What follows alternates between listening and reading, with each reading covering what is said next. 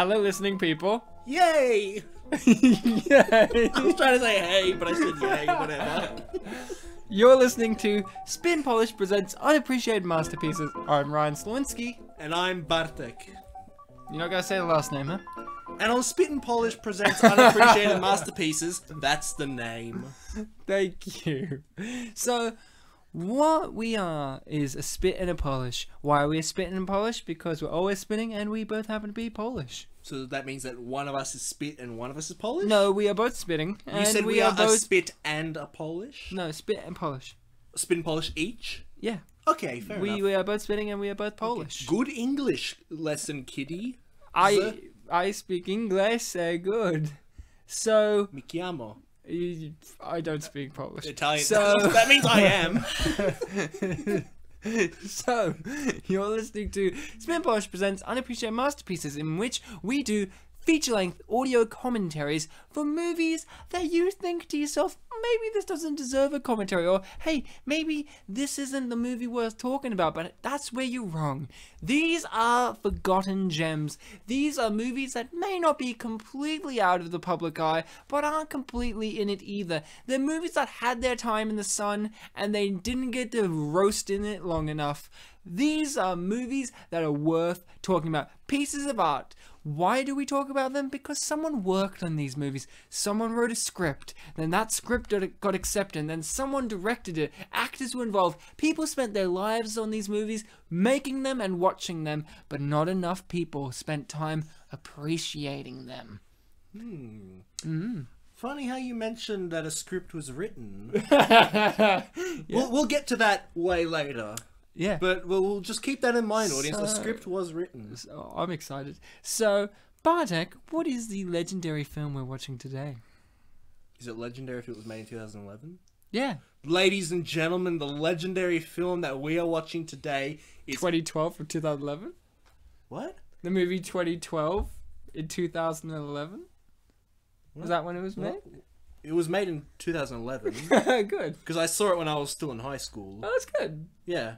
Go keep going. What's the movie? The legendary movie that we are doing today is Dziewczyna w czerwonym, Polish word for hood that I forgot. You looked it up before we did the show! An hour ago because you kept blabbering. I can't remember the real Polish title for things. Now, usually... I forgot the last word. Usually Bartek speaks Polish and I do not. But this episode Bartek does not know Polish and I do. And he was trying to say Red Riding Hood from 2011. Is that the movie? Yes, it is, Ryan. Thank you, Bartek. So the movie we are watching is the 2011 classic Red Riding Hood. Yes, the Gary Oldman classic. And the classic with the director of the film franchise that we all love so much. The first one. Yeah, but she started it all. Stephanie Meyer. No, no. You just keep saying wrong things, right? No, but you're close. Not 50 Shades of Grey, but the first director of Twilight. The brilliance of her work is seen in Red Riding Hood. And the brilliance of her work is not just seen by myself and Bartek for this episode. No, no, no, no. We are joined by a recurring guest. Recurring meaning that this is their second time on the show. She's now recurring. Well, you know, by the time they listen to this episode, the episode will have been completed. So then she is a recurring guest by the time that this episode is finished. So do you think there will be some people listening to this after already listening to her, like, 7th appearance on the show? Yeah. Oh, okay. Yeah. I see. So, for all you people from the future. Who is it, Bartek? Ladies and gentlemen, it is... Who is it, Ryan? It's not me. That's the big one. Whoever you're introducing, but you can't introduce me. Did you hear the who is it part? Yeah, but I'm ignoring that because I gave you the responsibility. So if you're ignoring it, then I said it is Ryan. Oh, okay. I see why you understand. Who is it, Bartek? What, Rachel Apps? Rachel Apps. Hi, Rachel Apps. Hi, thank you for the very philosophical introduction. Wow, already off to a sarcastic Did it really make you start. think? Yeah, I do, like, when does something become reoccurring? Does it have to be completed in its second occurrence to be considered reoccurring? Because when you are anticipating an event, you say that it's reoccurring. Yeah. Knowing that it's going to be a repeat of something that you have done. And that there is an education lesson from Rachel Apps. Yes. Teacher. And Bartek, who's also a teacher. Fun fact, I'm not a teacher. I'm just a guy who's hosting a podcast show. So on a level, I am a teacher. So get your copy of Red Riding Hood ready, because I imagine you all have the 2011 copy of Red Riding Hood. There's many versions out there, but we want the 2011 one. Ryan, hold on. For the future people, they might not have the 2011 copy. They might have like the 20. Yeah, well, you know, 21 that's why I'm telling them they need Master they need the Edition. copy of 2011, right? Right. Made in 2011 with Amanda Seyfried? Seyfried? Seyfried? Rachel, you're an English expert. How do you pronounce her last name? Is it Seyfried? I think it's I would Seyfried? I would pronounce it Seyfried. Seyfried. That's what I'm going Well, with. I'm going to go with Siegfried and Roy. So, Siegfried and Roy are in this movie. Who else is in it? Gary Oldman, I already said this. So, Siegfried and Roy and Gary Oldman, their tiger, is in the movie. So, get your copy ready, because we're going to start this magnificent film, this piece of art, in 3, 2, 1, play.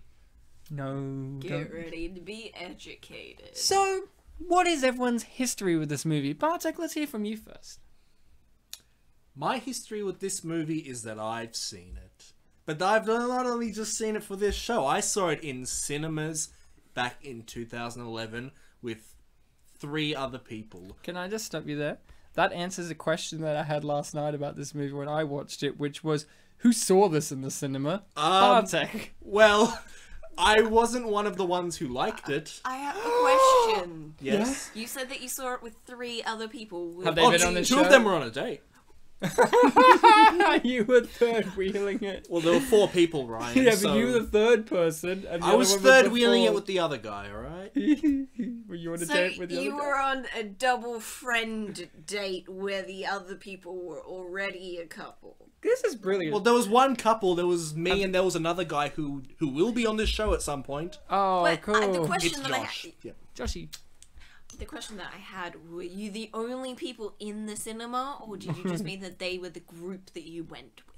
Those were the people that I went with as a little group. So wait, more hold- than 3 people went to that cinema. Hold on, Rachel. Well, there were 4 in my group, Before so- we get lost on the, before we get lost in the sorry, woods. I keep on discluding. Before we get lost in the woods like Hansel and Gretel, can you keep going? So you saw it with 3 people, and you just said you did not like the movie when you saw it. I didn't say that, but yes, that is true.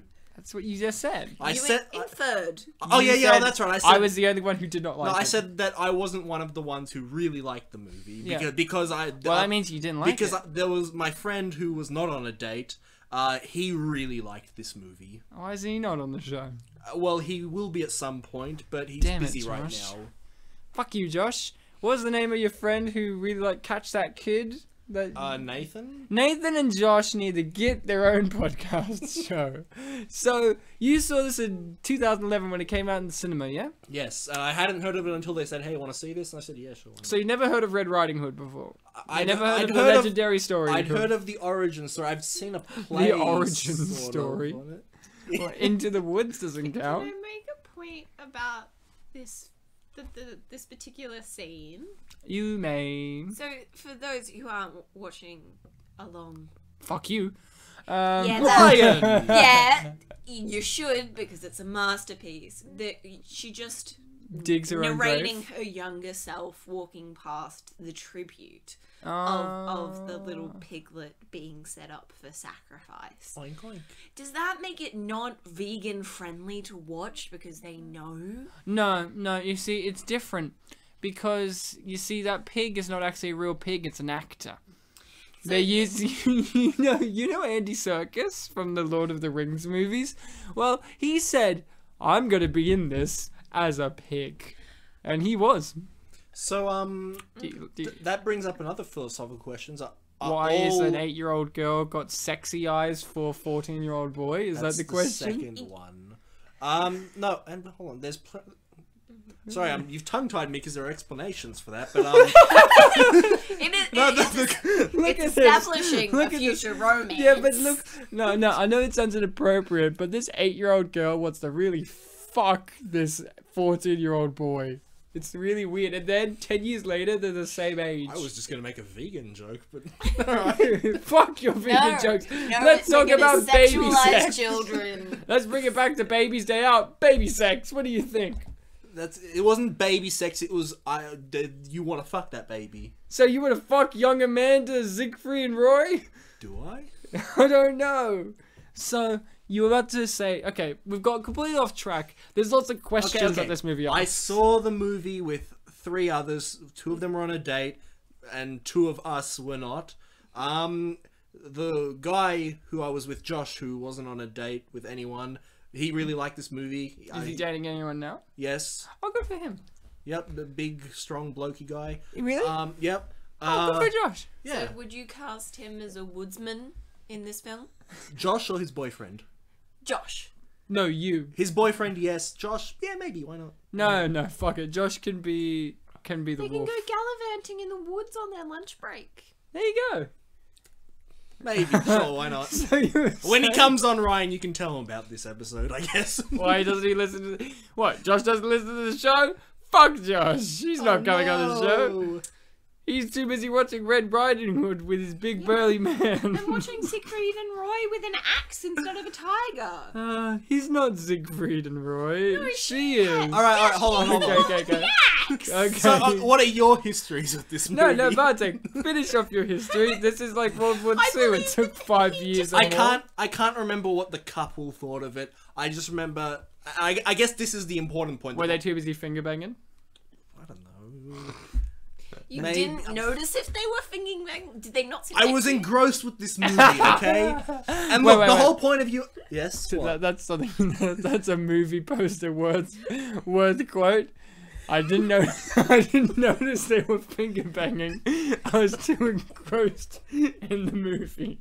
Well, there's an image for you. There's an image. Facebook fans. You'll get that eventually. Red Riding Hood. That's actually a really good quote. Red Riding Hood. I didn't notice they were finger banging because I was too engrossed in the movie. Okay. So look, the point. I mean, the original spirit of the question you asked was like my impression of the movie. First off, Great Caesar's question. I didn't really like it when I saw it in cinemas. Just for some reason, young 18-year-old Bartek just wasn't into this movie. Maybe it's because I haven't seen Twilight. Maybe it's because I don't think it did the story justice or anything like that. Because apparently, Do you have a more preferred version of Red Riding Hood?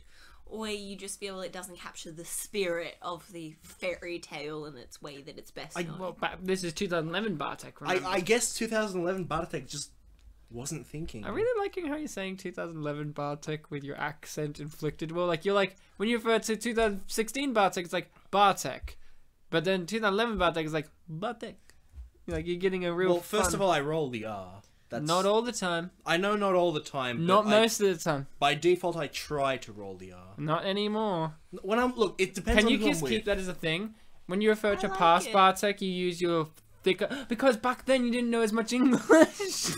No, it's It's like when you just go back in time, you eventually just start translating. You're just eventually like saying more and more Polish words, like 4-year-old Bartek, and you just throw the words hat in there. 4-year-old Bartek was still struggling with English, so I'd give you There that. you go. It's true. No, it kind of depends on who I'm with, because when I'm with my grandmother, whose English isn't perfect, but she can manage, I kind of put on an accent, so I pronounce words a bit differently. But when I'm with you guys and I'm speaking like this, in this way, I'm probably going to say Bartek, just because...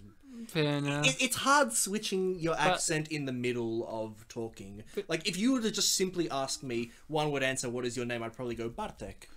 But did your older sister die by having ketchup stains on her dress?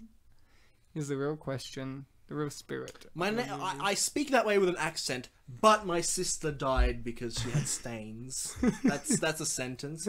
What are your histories with this movie, guys? Rachel? I did not see this in cinema. I watched it Probably a year after it came out. 2012. That's where the world for ended. the first. I Oh, watched it that's for the when you came first to time. Melbourne. Oh, Yeah. no, it It Did you was know before I me? moved. No, I watched it at a friend's house. It was on her Foxtel.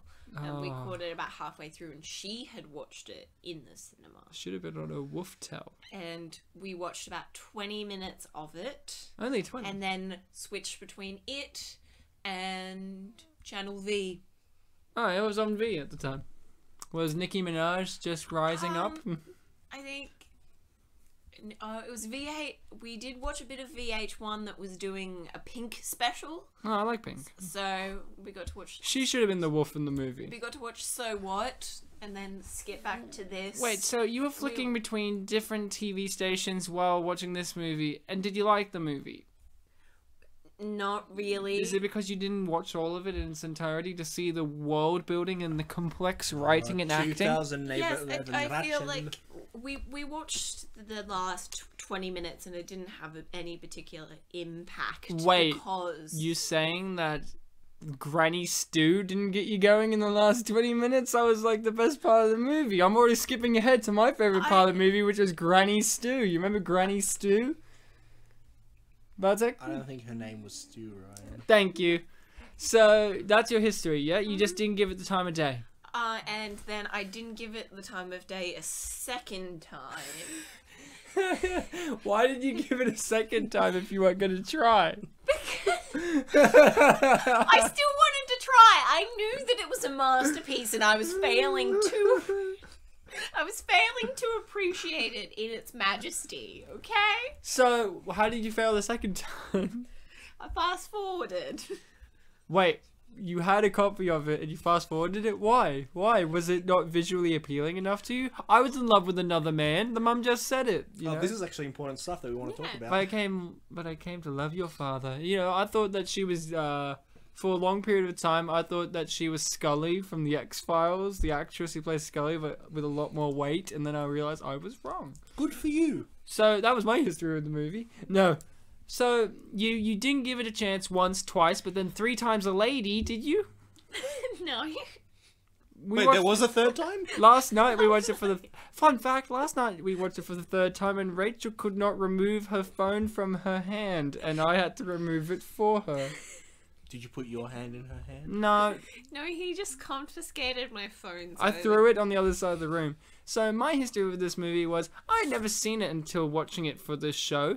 I knew it had a legendary status as a big budget Hollywood fairy tale movie that came out in 2011, where in 2010, 11 and 12, I think, Hollywood was really on trying to make fairy tales and old-fashioned monster movies a thing. So, Oh, yeah. Huntsman, Snow White and the Huntsman, Mirror, Mirror, this, Robin Hood. Was that also the year of Hansel and Gretel Witch? Yeah, Hansel and Gretel, Witch Hunters, Robin Hood, you know, all these movies just all kind of flocked out in a year or two, or maybe even, you know, and some of them staggered in a bit later. And it was just like, I remember seeing this, and here's my memory. I was in high school, I was sitting Oh, in... you were Ryan. I was Ryan. I was young Ryan, and I was sitting in the art room, and my good friend Samantha was just like, I'm going to go see Red Riding Hood this afternoon, and the local cinema was no longer around, so that cinema that she was seeing it at was 45 minutes away, and she was like, does anyone want to come with me to see Red Riding Hood? And we all turned around and said no. And then I remember she said to me, it was alright. And I said to myself, well, if Samantha thought it was alright, it means it's one of the greats. You know, this movie is fantastic, and I knew that for a very long time, and then I finally watched it, and, you know, now we get scenes like this, where the dialogue is stellar, you know, it's like, We need to return to the So- film for No. this very poignant moment. if you love her, you'll let her go. Cinema Writing 101 says always use that kind of dialogue. So Ryan, when you saw the movie last night, did you have to run over to Samantha's house? You opened the door. Yeah, I You ran saw all the her- way to a different state, yeah. You saw her crying, and you told her, I finally saw it. She's been crying since And- 2011. And then her tears just went away, and she just said, thank you. I Is that what wouldn't be happened? that surprised Yeah. if you ran to Sam's house on a random night and she was Hey, crying. She's hey, a very emotional look, person. we're missing out the story. They just pointed out that, you know, maybe the father guy is right to call in the werewolf hunter. So, What's the plot of the movie, Bartek? In case people don't know the Red Riding Hood plot. And this is a bit different than your normal Red Riding Hood. This movie or... Yeah, this movie. Okay. The plot of this movie... Don't touch my keys! Okay, so go from there. Don't touch my keys. What happens? The plot of the movie is don't touch my keys. Okay, don't. Who said I thought that was just the first act. In the first act, Siegfried and Roy tells Gary Oldman, "Don't touch my keys." Gary Oldman doesn't turn up until That's the my second favorite act. character. That's my favorite character, by the way. The old man with the Santa Claus hat with the scythe. Sorry, for 2 seconds I completely forgot I was doing a podcast. Well done, Bartek. So wait. Mindfulness is important. Calm down, everyone. The plot, according to Bartek so far, is don't touch my keys because for 2 seconds there I forgot that we were doing a podcast. So that's in the first act. Yes. What then, happens in the second? Well, after they hit their heads and get amnesia and they do the whole thing of we need to go get that werewolf. Well, no, I just skipped over a bunch of things, didn't I? So we need to establish the fact that the Little Red Riding Hood, who at this moment is still wearing blue, which isn't the opposite colour, you know, she should have been wearing green. Yeah. Other people are wearing green in this shot. Well, then they'll have a poignant reason to wear a Red Riding Hood, but they don't end up doing that. Is that your favourite character? That guy has one arm. No, but that guy did have one arm. He's my favourite character then, just because he has one arm. Look, so... Henry is so emotional right now. Excuse me, Bartek's trying to tell us the plot. I can't believe I was interrupted. No, look. She's got a name this time. She's got a name, and it's Valerie. Which, go ahead, play with the keys. Her name's Valerie. She's from a family who's doing that arranged marriage thing that old-timey people do. Old-timey. I'm gonna arrange a marriage for my daughter. That only old-timey people do. Not like 70% of the world at the moment, yeah. Yeah, old-timey people who are stuck. Did you know the whole nation of 2016. India is old-timey? I did not realize how much. Have of the you world not was still seen- barbarians. Have you not seen their infrastructure? I mean, come on, guys. Who knew that we'll get Western political? privilege at work. Quickly, before it goes away, in my notes, I did write down what kind of trees are these? Are these trees in Europe? Are they spiky trees, or do they make spikes that just look like they've grown from the tree? I feel like they have been grafted onto the trees Bartek, to you're a tree make expert. the spikes because their rooftops have a similar aesthetic. Spikes are European Well, aesthetic. As someone whose dad lives in a forest, Of spikes? I can't say that I've ever seen spiky trees. I've seen I very. didn't know Steven Tyler lived in a forest. Who knew? There's a lot of very skinny trees, but not spiky. Do they have trees. spikes? Wait. Look, they're actually skinnier than these spikes. Holy shit. Are those skinny trees... They're rooted in the ground, yeah? Yeah. Maybe the Earth is the spiky tree on the universe. Okay. I think that's a bit Wait. of an extension. Hold on a second. If you zoom in really microscopically close at the tip of a spike, won't it just be blunt? Exactly. Because if you're going to say, you know, it's going to be spiky, then if you zoom in even further onto that spike, won't it eventually just be blunt? Won't you eventually see the creation of the Is there universe? such a thing as a spike? So, the plot of the movie. Really going back to the philosophy and missing the non-granny. Okay, look, so the Indian family... Go on the Bollywood Red Riding Hood. With Siegfried. Don't touch my keys. With Siegfried and Roy. Starring Siegfried and Roy as one person. They're standing on each other's tigers. No, it's 3 people. It's Amanda, Siegfried, and Roy.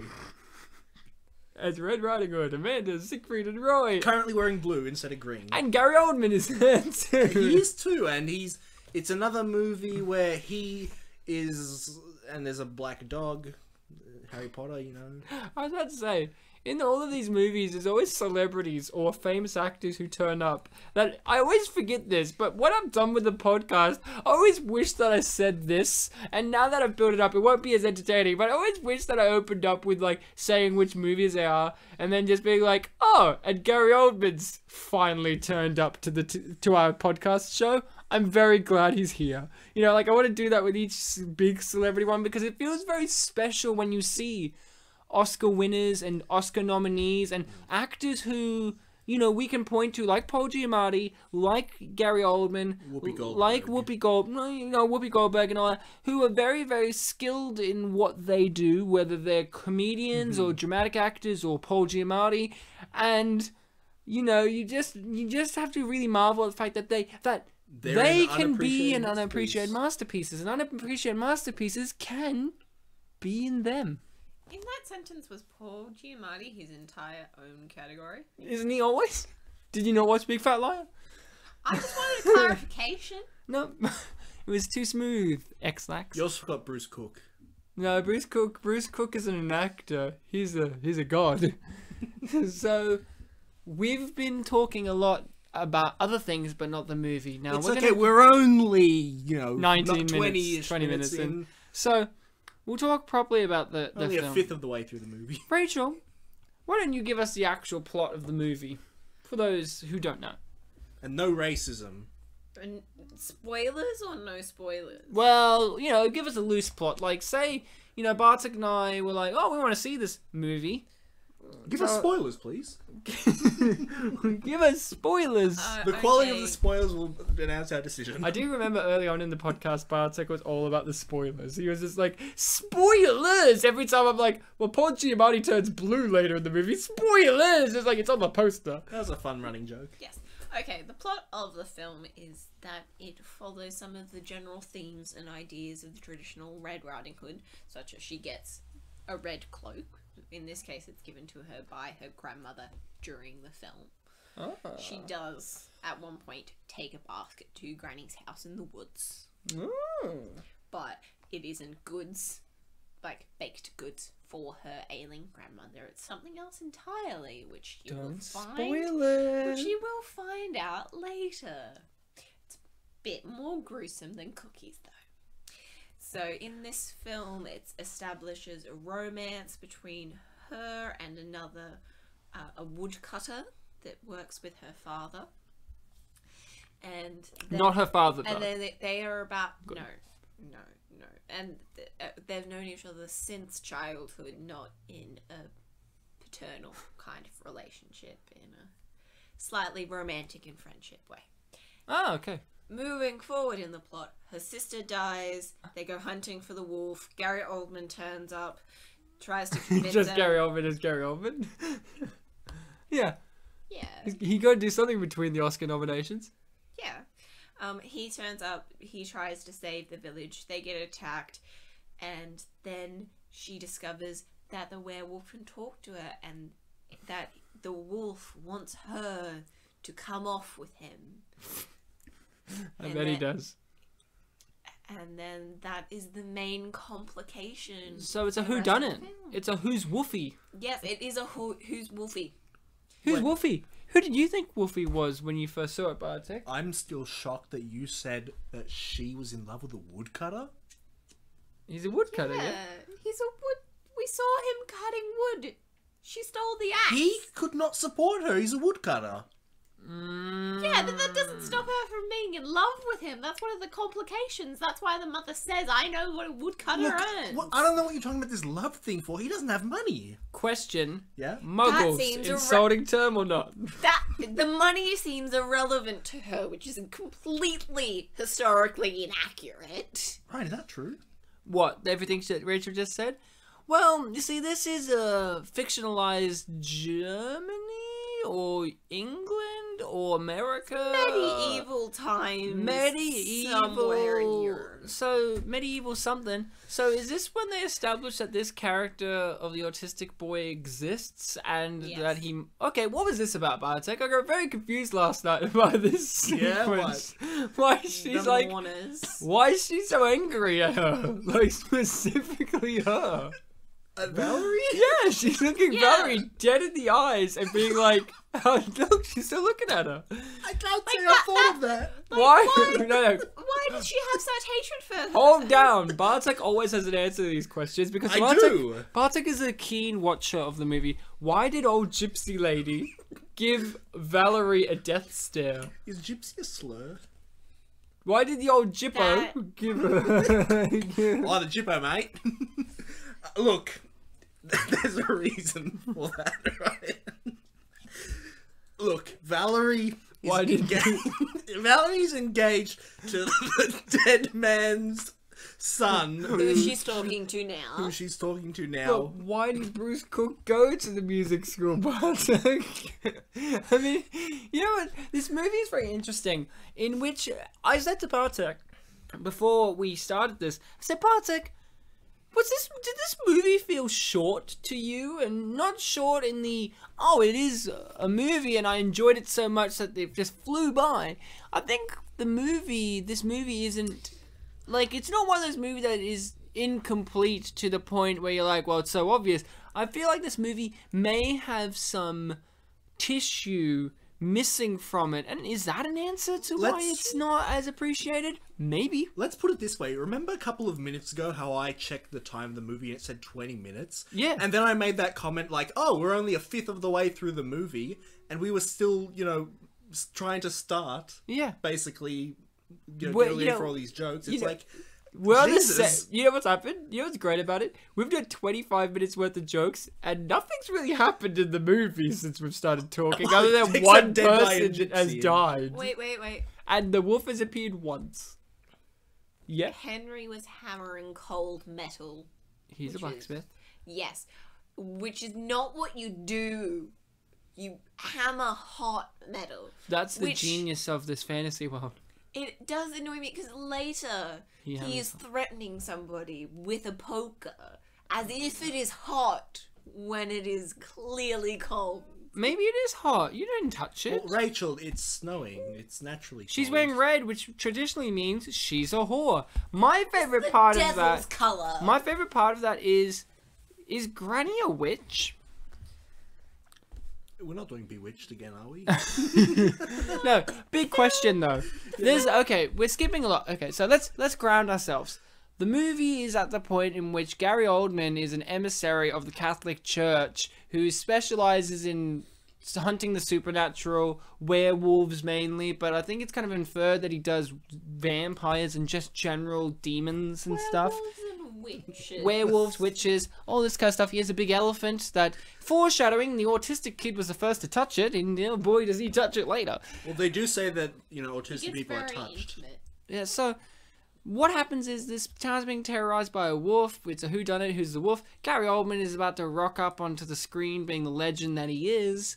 And, later on, it's suspected... Cute kids. Huh? You get to see his cute kids. You get to see his cute kids. It raises a lot of questions, those kids, already. He's a member of the Catholic Church, but he has a family.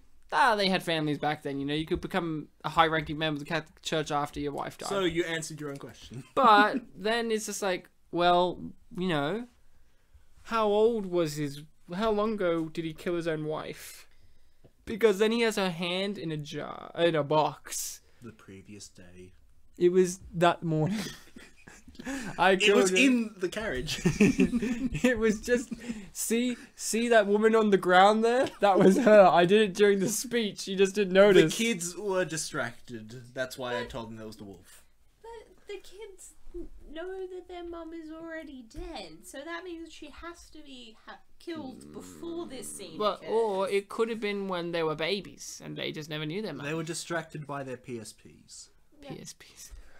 So there's a lot of intrigue in this movie, and I think what makes this movie one of the things, and this isn't a defining feature of what made this unpopular or unappreciated, but I think it's a thing that really contributes, is I feel like there's another half hour of this movie that isn't there, I think, where there's lots more character development, character building, and that's not a negative thing, this movie needed to be an hour and 40 minutes long. Yeah, 100 and minutes. That's, you know, an average time for a movie, if not a little bit longer than your average length. Usually it's like 90, 95.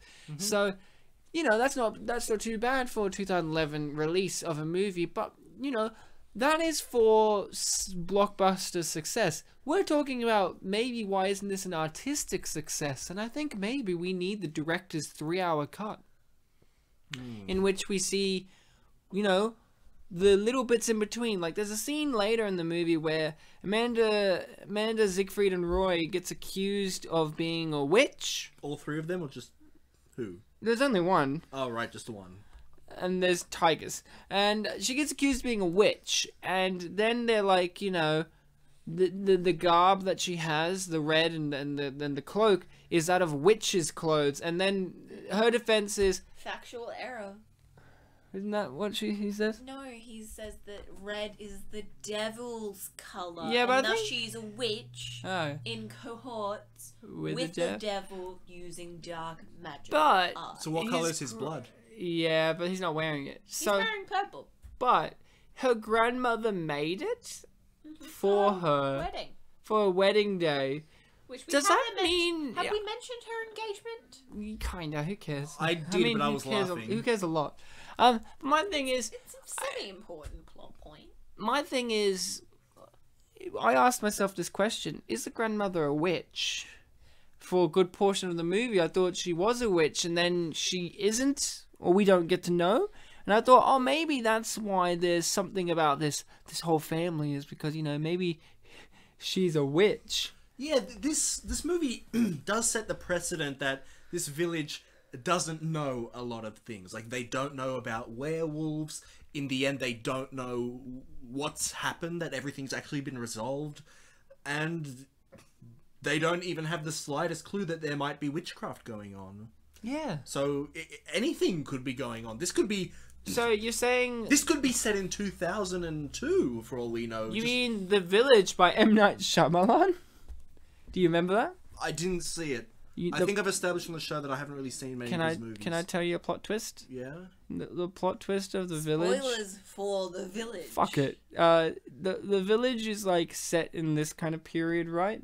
And then one of the characters from the village leaves the village, and they run into a car, and it's set in, like, modern day, and you find out that the founding whatever people, like the grandparents or the parents or whatever, were a bunch of, like, losers and lunatics that just ran off into the woods and made their own society. I want to see this movie now. So also, this is what that movie. This is the exact same movie. Like, next door is a village.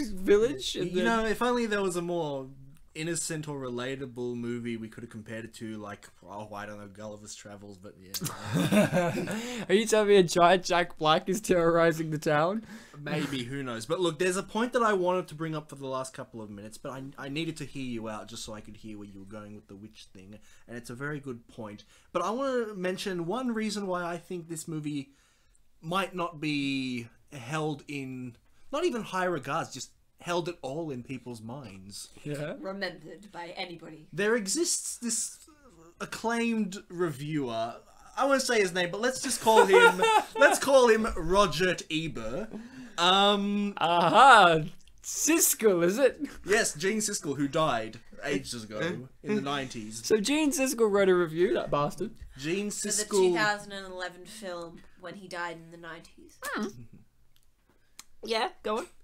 Alright, it's Roger Ebert, guys. He released a review of this movie. That motherfucker. And this was in one of the last years of his life.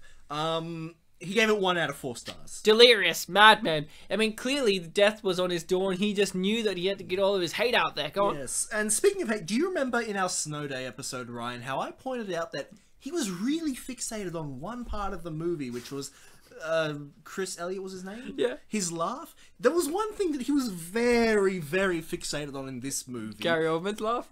No, but Gary Oldman's getting close. Gary Oldman's accent. No. Gary Oldman's hair? It's not Gary Oldman himself. Oh.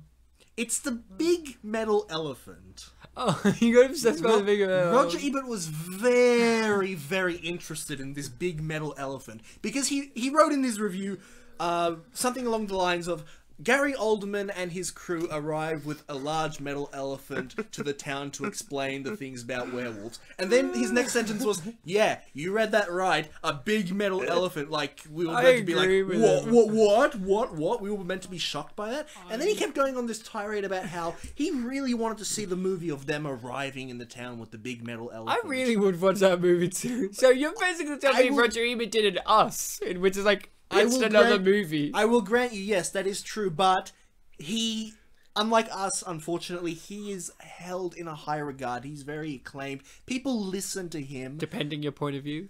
So Hitler was acclaimed. Even if you don't like him, you know about what he's saying. You know what he is. Same with Hitler. You know all those people who are like, oh, Hitler, but he was such a great speaker. He wanted to be an artist. Poor man. It's like, he killed people. Roger Ebert. He wanted to be an artist, except for he killed movies. Fucker. So that kind of attitude is just not on the movie side, you know? Sorry, I was just laughing at the guys dressed up as pigs just fell in the snow and started wiggling their legs. Were they dressed as pigs or were they dressed as sheep, Ryan? Pigs, actually. Okay, fair enough. The priest is running away because he got boobs shaken at him. Oh no, and foreshadowing, the wolf is going to come because the door got closed. She's wearing red. Are you saying that people only come behind closed doors? She's not even wearing her clothes. She's not even wearing her cloak and she walked through fire. I mean, deadly stuff. Well, she's walking past the fire, so I guess it's Through it. No, she's about to walk on hot coals in a second, which I find very funny. No, she has an almost sexual encounter before that happens. So is that guy sitting in his own bath? Is that what He's laying next to his own bath. Yeah, well, you know, is that his vomit there? Yeah. It's, Now he's getting helped by the wolf. You're like, what's bath? No, I thought you were saying like bath, like bathtub, but I'm like... What? This guy's just humping him. He vomited and then passed That's out. my favourite character. But my favourite character in the movie was like old man who looked like Santa Claus. But like, you remember that episode of The Simpsons where Marge and Ruth Powers do Thelma and Louise, where it's like, watch out, there's ghost cars, and they shoot that old man's antique cans. You remember that? When Marge gets a gun and she shoots the cans, and the guy's like, what did you do to my cans? My antique cans! The guy in this movie looked like that, but with an axe. See, I have to give favourite character the gypsy lady, because that's... you were right, that one shot where she was giving that intense look. It was, like, she did something. She was in the scene. Did you notice her intense look when she shuts her windows? Yeah. Disappointment of the festival. So this is when Gary Oldman realizes that this kid... He's got red hair. No, that this kid has the black magic card, and he's like impressed. Tarot cards. Yeah, he's tarot, but for him that's black magic. Yeah. And he's just like, keeping an eye on that boy. Okay, just lots of questions skipping about this movie's, you know, this movie is so well structured that it makes us unstructured. Yeah, it like makes up for it, I think. I think it makes up. Rachel, the autistic boy. Yes. Yes. The autistic boy. Did you think anything was gonna happen with the autistic boy? Like, you know what I mean? Like, you know, there's that bit where it's like, we found him. He's working with the wolf. Clearly, he's speaking in tongues, and he's working with the devil. Did you think anything was actually going to eventuate from the boy? Did you actually think he was working with the wolf or anything? No, I just thought they were pinpointing him because he's different. Ah, are you trying to say, Rachel? No, Bartek. Yeah, Rachel's saying this, I think. Are you trying to say that the monster is not actually the wolf, but the representative of the Catholic Church exploiting the differences of man, and in fact even murdering in cold blood anyone who is peculiar and or different? I think that that's one reading that you can take of this film. Just keep in mind that in the last episode that we did, I said a prayer at one point. So you're a Catholic Church member. Get him out of here. You caught me red-handed. Not the Pope. That's right. It's me, Pope Francis. You have to think about it. Good Catholic boy. Even I know. Look, it's not even my birth name. I made it up. My name is Pope Francis. My good friend Wiley Coyote and I are going on a bank heist later tonight. Join They us. thought I was Argentinian. One thing I was looking forward to was the discussion of the weird lesbian tension that was happening during that dance. Oh, go on. Tell us about the weird lesbian tension. Rachel, please point out lesbian tensions. They could try and create this weird lesbian tension because, like, Valerie's love interest is dancing with Rose, and they're being all sexual, and then she starts dancing with her friend, and they're being all sexual. Yeah, it was weird. And now they're about to try and have wood fire sex. No, in the soft hay. Yeah, near wood fire. She points that out later. She knows about the soft hay, Ryan. Soft hay, Ryan. Soft hay, Ryan? Soft hay, Ryan. That's what they call me down at the country club. Hey, look, Oh, whoa. hey, look, it's soft hay, Ryan. and then I just go like this.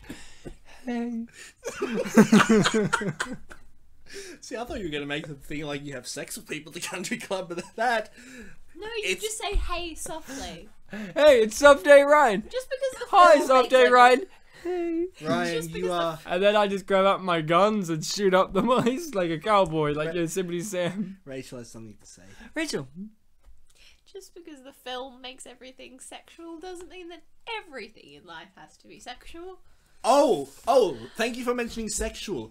Roger... Roger Ebert, wait, can I guess? Can I guess? Yeah? Roger Ebert thought, does Gary Oldman fuck in that elephant? Or does he fuck the elephant? Did he have to fuck to get an elephant? What did he think? No, I'll give you this. This is the first line of his review. The elephant is way away from Can being the first mentioned. line please be fuck? just, I would love Roger Ebert to have a one-word review which was just fuck. The end. No, it was something along the lines of asking how many people really wanted a dark fantasy teen sexual movie made out of the story of Little Red Riding Hood. It does represent, like, Everyone. that, like, it tries to take on elements of, like, the pre-Grimm's fairy tale version of it. Because those fairy tales are really dark.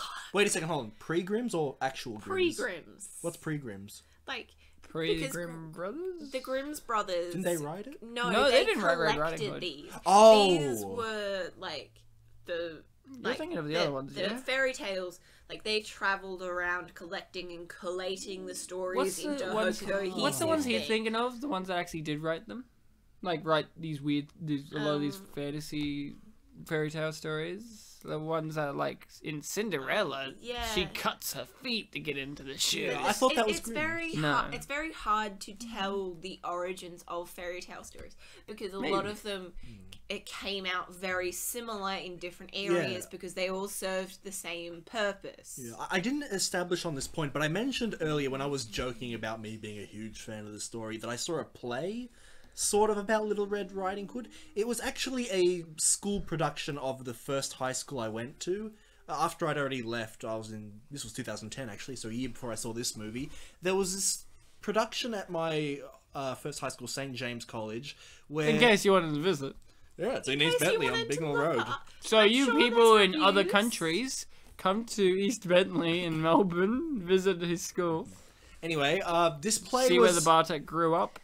Anyway, this play was about the whole idea of how stories are told in many different countries, specifically focusing on like a general Western view and Asian, typically Chinese view. So like they showed a bunch of fairy tales that had very similar stories but were told in very different ways. And yeah, for the Little Red Riding Hood one, it was all about the typical lumberjack kills the wolf with an axe, but he's a hero, he saved the day. Whereas in the Asian telling of the story, it was very gruesome and you could hear like the wolf chewing on bones and stuff like that, and it was much darker. That's cool. Yeah. You know what this movie reminds me of? Did you ever watch the Tim Burton Sleepy Hollow movie? No. Well, see, that's the Love thing that that film. bothers me about this movie is, like I said, I feel like there's less scenes in the movie. Like, it's one of these movies where it feels like in total there's only 8 scenes. Mm-hmm. You know what I mean by that? Like, and I feel like that's okay. You can have that. But look, I just love the fact that Gary Oldman is a skilled werewolf hunter and he just sucks. He sucks so hard. Like, what's his tactic? A World War I this, which is I'll run directly to it like a gentleman. Isn't it more like jousting is what he's trying to do? Because he has his... Well, he should have run somewhat to the side of it if he didn't want... Like, here's my idea. He ran his horse directly to the wolf's mouth. It's not like he could stab him because his horse is in the way. And also, if he wanted to joust, he probably wouldn't use a sword. And if he did, Jousting he would have... style. I know what you If mean, he did, he would have wanted to do it, like, more to the side of the wolf, not direct onto the wolf. Like, Well, maybe when they we did do joust... choreograph it that way and it just didn't work out. Yeah, that's right. The wolf didn't know the choreography. Give the film a chance. Maybe they intended something and then Kristen the horse- Hardwick did a really good job. Rachel's right. We're the monsters. No, the monster is the Catholic This film needs Church more that praise. you're a part of, Mr. Pope. Quiet, Ryan. I love how your Pope voice is very similar to your Orson Welles and Roger Ebert voice. I'm not Catholic, but I wish I created the Catholic Church. I think he was, you know. What? Maybe he was. The creator of the Catholic Church. He always is, you know... Like reincarnated? Or No, Orson Welles was really old. Or, like a vampire old? No, or no. I just was there when Jesus was immortal born. old? You know why he survived so long? He ate a lot of pickled foods. And it preserved his insides from aging. And now in the point is of the story is Where when we she are notices the revealed brown the wolf eyes. has brown eyes. And we are also revealed to it that it can talk. It can talk to Bartek, her. Bartek, no. Bartek, did you realize straight away that it could only talk to her? Not straight away, no. I thought the other chick heard it too. When did you realize that she didn't? To be fair, Valerie also thinks that she could hear Creepy him. children eyes. I didn't realize until the girl actually, until we, the audience, was told, you know, Valerie was just talking to Wolf by herself. Like, she said that she could hear her talk. I'm like, oh, but what about the other girl? The other girl who's pissing her pants right now. Yeah, the movie gave us the plot twist that it was a tell don't show. I like it when they do that. Well, I could tell. You could? How? How could, well, was it the two other times that you watched it that gave it away? Yeah, I did have an insight after watching it multiple times, but also because of how confused she looked and the fact that she doesn't freak out about the fact that the wolf is talking. She looks more concerned Oh, about Siegfried her friend. and, Siegfried and talking Roy to didn't wolf. seem that concerned.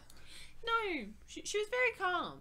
That's the thing I like about this movie, Bartek, is the main characters are very, very calm. Like, you know, if I just saw my sister's dead body, I would say to myself, oh, like, I'd be sad. But Siegfried and Roy, you know, just stone-faced. You know, it's like the period piece drama really shows the mentality of the people at the time, you know? Like, except for that, you know, that fucking gypsy lady ruined it by being all sad looking. She should have just looked at Amanda Seyfried with a calm demeanor to match the society at the time. Like, look at them. They're not that upset that bald idiot died. That he had ketchup all over his face. Ryan, do you reckon that the main actress got along with the actor that played Henry or You don't Percy even or know, whatever? do you? Whichever one. Your loaded The question. black-haired love interest or the blonde love interest? The male love interest. Oh, you mean Gary Oldman? Well, I don't think she got on with Gary too much because Gary is an... Look, it's Gypsy Lady again. Do you actually know what trivia I'm trying to I do. reference? Which is she did not get on with him, the woodcutter, because Yeah. I don't know, he looks like a prat, I guess. We No, don't it get was- to know why. She had a bad experience with him at a dinner party. But what does that mean? He's Exactly. trying to finger bang her and she was just too engrossed in the Maybe script? he was just an arrogant drunk. No, maybe she was an arrogant drunk.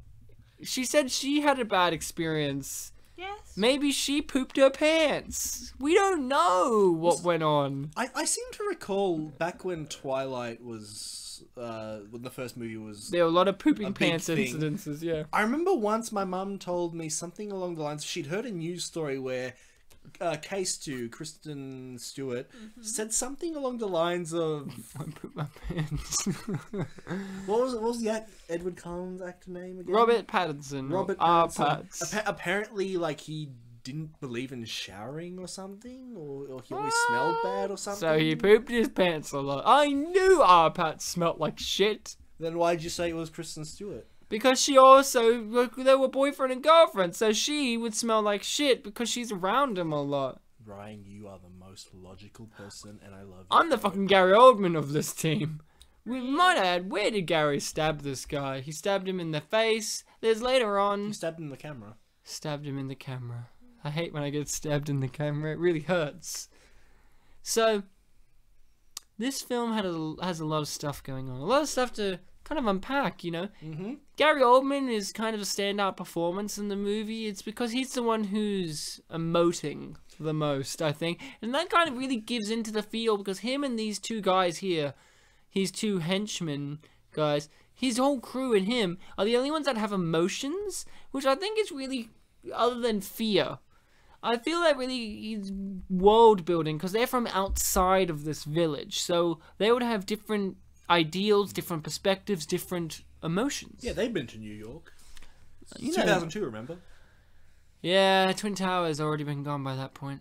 Tragic. So, and they've also got that whole thing of, they're saying a lot of immoral or horrible things, but they're also right. Like, everything he says about the werewolf Is right. is right, yeah. Everything Gary Oldman says is right. Everything he does is wrong because he doesn't follow what he says he's going to do.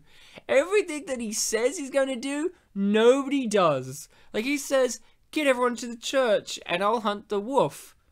Everyone stays at home until the wolf attacks and then they run to the church like sheep. And then he's just like, I will hunt the wolf. Doesn't hunt the wolf. He just lets the wolf kind of attack people. Like, he doesn't do any detective work during the day. To be fair, the one wolf he did kill was someone he lived with. Oh. So he could just... No, but he's hunted. I felt like And he's she hunted was wounded. by him. She lost a hand. By him. She would have lost a lot of blood by the time that. So he we got to missed this finish her scene. off. Maybe she was masochistic. Maybe she wanted The mum got cut in the face by the wolf, but that doesn't mean you become a wolf. You remember have to what be makes you bitten. become not a wolf, It's but a wolf. bitten under a blood moon, was it? You have to be bitten under a blood moon to become a wolf. But yeah, so that's the law. They are weak to silver. Silver instantly kills them. Instantly kills them. Like, doesn't matter how far you stab them, as long as you scratch them with silver, they're dead. That's kind of gist. At least in their human form. Because Gary Oldman's defense mechanism is to wear silver, have a silver sword, and paint his fingernails silver. Just for good measure. Was it really just paint? No, well, you know, like he's Coated. coated his fingernails with silver. Okay, so that wasn't like... Oh, yeah, you're right, yeah. He coated them. He had For those 2 watching nails along, on we each haven't seen- hand sharpened. We haven't seen that yet. No, it's gonna be a plot twist. That's what we call a plot twist. That's what we call a third act changer. Because my God, I cheered when that happened in the third act. There's a bit later on in the third act where she has an iconic image where she's wearing the red and she goes to the church and she looks like she's praying in front of the church grounds with a basket, and she gets up, goes to deliver stuff for Granny. And I said to Rachel and Mark, my housemate who's been on the show as well, I said, do you think Gary Oldman, because at this point Gary Oldman later on, spoiler alert, dies in the movie, gets his hand bitten off, and it lands in the church ground, outside the church grounds. He dies in the church grounds. I'm like, wouldn't it be great if Gary Oldman's dead body was just still laying there, like they just didn't bother to bury him or put him away? And like, yeah, and then I was like, wouldn't it be great if his hand was still there, but it's just snowed an incredible amount since last night that it's covered? And then, bam, she actually went to the church to dig up his hand. And I was just like, this is great. Because this is the stuff I like about these unappreciated masterpieces, guys. The movie uses that logic. All of the movies use that logic, which is the wouldn't it be great logic. And I think that's good. It's good to have an optimistic approach to your storytelling. To have that thought process through your brain of wouldn't it be nice? Especially in such a solemn movie. Yeah, like Schindler's List could have used a nice little moment like that, but nope. Had to be in black and white and boring. Oh, and wasn't there also red clothing in that movie? Ooh, Red Riding Hood in Schindler's List. Maybe it's not set in maybe this isn't 2002. Maybe it's the 1940s. Yeah. And Gary Oldman's a Nazi. Gary Oldman's played a Nazi before, I'm pretty sure. Feels right. Gary, have you not watched The Fifth Element? Well, I feel like you're right, like you said. No, it seems right, yeah? Gary Oldman Nazi? Yeah. I'm not saying he himself is a Nazi, I'm just feeling like he's played one. So earlier in the movie... Gypsy lady, sorry, go on. Early in the movie, Valerie's younger sister died? Yeah. No, older. Was it older? Yeah, she looked younger. She didn't, but it's established that She's older. she's older. Why? What were you going to say? My mistake. The reasoning behind that movie, that event right there ties into the whole plot of the movie, which, you know, we've been so distracted by so many things we haven't really talked about. Don't worry, the movie doesn't have a plot, but go on. Yeah, no plot. That's the good thing about this movie is that it has so much of a plot that it has no plot. Oh, by the way, Gypsy Lady. I feel like pointing her out each time because she's always doing something stellar. But you were saying? And never smiling either. So, I don't think we've mentioned it yet, but the dad is the werewolf. What? We weren't spoiling that. Spoiler alert. This guy is about to get fucking roasted like a pig inside this elephant. Did he have any qualms about that, old Roger Ebert? No, as soon as he brought up the elephant, that was just like... That was it. He said a few more things and that was the end of the review. I would have watched the movie about them bringing the elephant to town. Yeah. It's in the movie, so... Well, I mean, he wanted to see the parts before that. Where they got the elephant and what they did with it before. The wording that he used was that he just wanted to see them taking it there.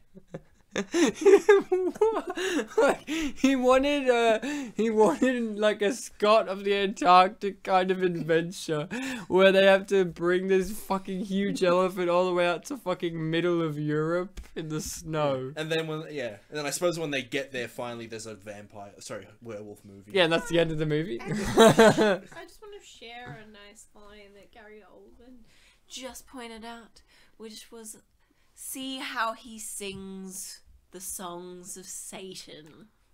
Well, you know, it's a good line. See, this is a type of dialogue that we need to write more often in scripts.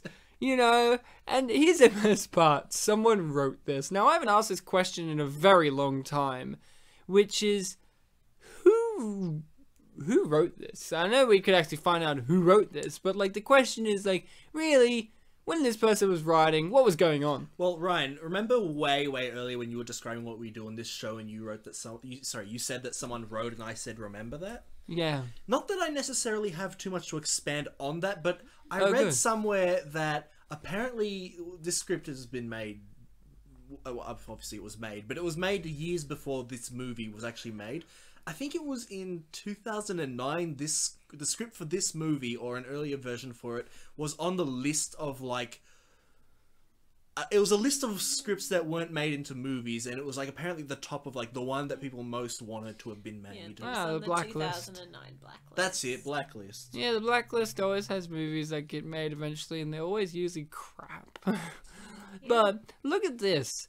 This is, someone wrote this, where they're like, okay, 14-year-old girl... strips off. Gary Oldman just chuckles, makes it spin around.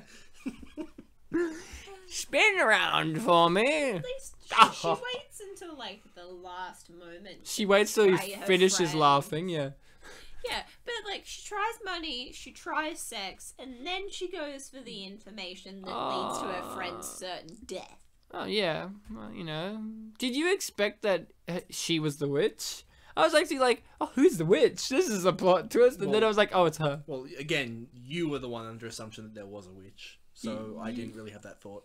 No, I didn't think there was a witch until she brought up there was a witch, this girl. And I'm like, okay, witches exist in this. In the previous scene, she's like, don't tell anybody. They'll think I'm a witch. I didn't... Oh, sorry, I was getting mixed up with the grandmother theory you had. Yeah, okay. Grandmother theory is the grandmother's clearly a witch. That's why she turned herself into stew later in the movie, which is great. Granny stew. Dishonoring the grandmother. She was oblivious. Granny was just dumb. I just realized we forgot to ask Rachel who her favourite character was, but I think we know. Is it the stew or Granny? Rachel, who's your favourite character? Rose, the one who has a giant bit shadow when she's in the wolf. Oh, that is such a good sister. scene. No, yeah, it's not her sister though, but yeah. Yeah. Oh, yeah, that That was right. friend, her friend The who's just slutty like friend. her friend who's just like My mistake. She wasn't. her sister. friend who's just like, I always knew you were a witch. Haha, fuck you. And then when she escapes the wolf attack, her friend's like, that's a different come girl. in. Different girl. No, like, Whose favourite Rose- character are we talking about, Ryan? fine. Rose is another one. She isn't one of the ones that stands up the front. That's part of like Valerie's gaggle of girls. Looks very similar to Gaggle Rose, of but girls. isn't actually Rose. I really I'm like the pretty sure. fact that she looked at Gary Oldman's brown eyes like, could Gary Oldman be the werewolf that's been terrorizing the town for 20 years? Could he be the one that knocked Gary Oldman off the horse? Could Which he? she was watching. Could he be the one that murdered his own man in front of Gary Oldman? Who knows?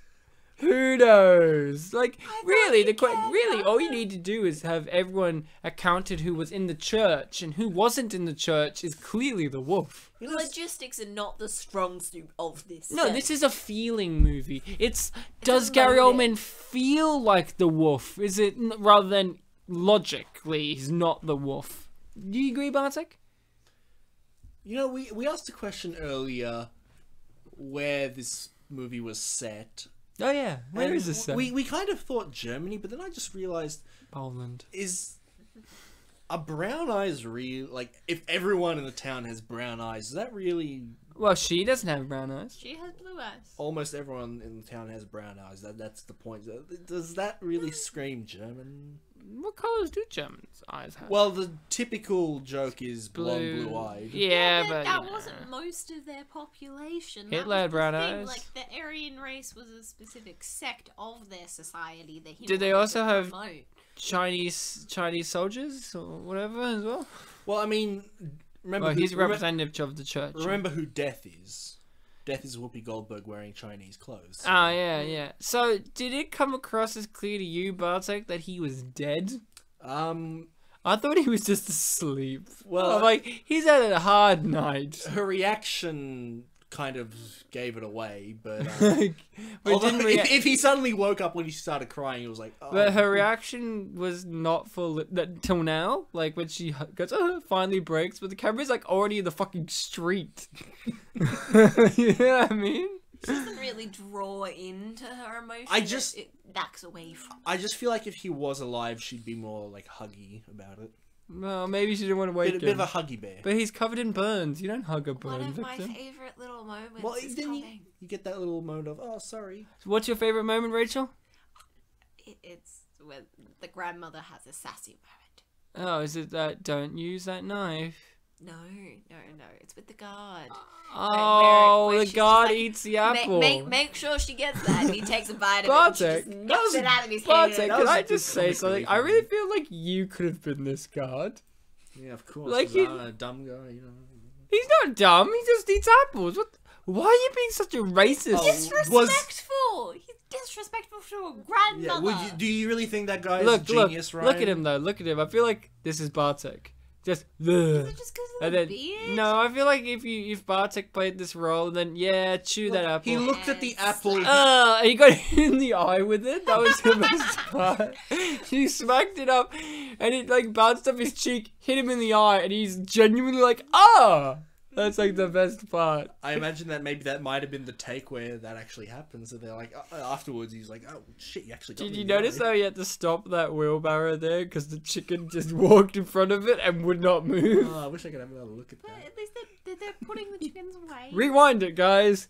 Look at the chicken there. Isn't it great? Like, you just Like the chicken's refuses giving to- like hand signs, and it's like, oh, Illuminati. They're reading. We don't even question the fact that chickens have hands. They don't? Oh, I thought they were just reading the chicken poop. Go back, that chicken had fingers. Oh my god, it was Gary Oldman. Foreshadowing. So, Bartek, you Look, know, okay, don't question me about why I brought up the sister earlier. Just, alright, leave me alone. what did you bring up the See, sister these are for? the I actually did ask you to further that, and you were like, no. We trailed off. So a lot of the things that I read about the movie, which the whole reason why the father is doing what he's doing, the werewolf, he wanted to run away with his family because he's really pissed off at his wife, who Had an affair with had an the affair. rich, with the czar of the town. What I understood was that he wants to take his family, like continue the bloodline by making his 2 daughters into werewolves because it's the blood moon. And then he finds out about the affair because the eldest daughter couldn't speak to him. So thus he got pissed, killed her, then killed the lover of his wife, and then scratched his wife. and became a terror. He wanted to move on to the city because it's more profitable hunting grounds. Mm-hmm. Oh. Yes, and we're getting to the deep part of this whole reason why I bring it up. Granny stew. Yes. That sister who died was in love with Henry, Yeah. her Yes. half-brother. Ah, Star Wars. Wait, no, they were fooled. I know, but it was close twins. enough. They share But- a womb. Alright, who didn't Rather share a than womb? being They have the same dinner. They had the same dinner? Yeah. dinner. Is that Polish for dad? Or... No, it means deoxyribonucleic acid. Ah. Congratulations on remembering what DNA stands for. I have... Oh, you said DNA. I thought you said dinner. I have... I thought you. If you actually rewind this, you can hear me go dinner, and you both responded with like DNA.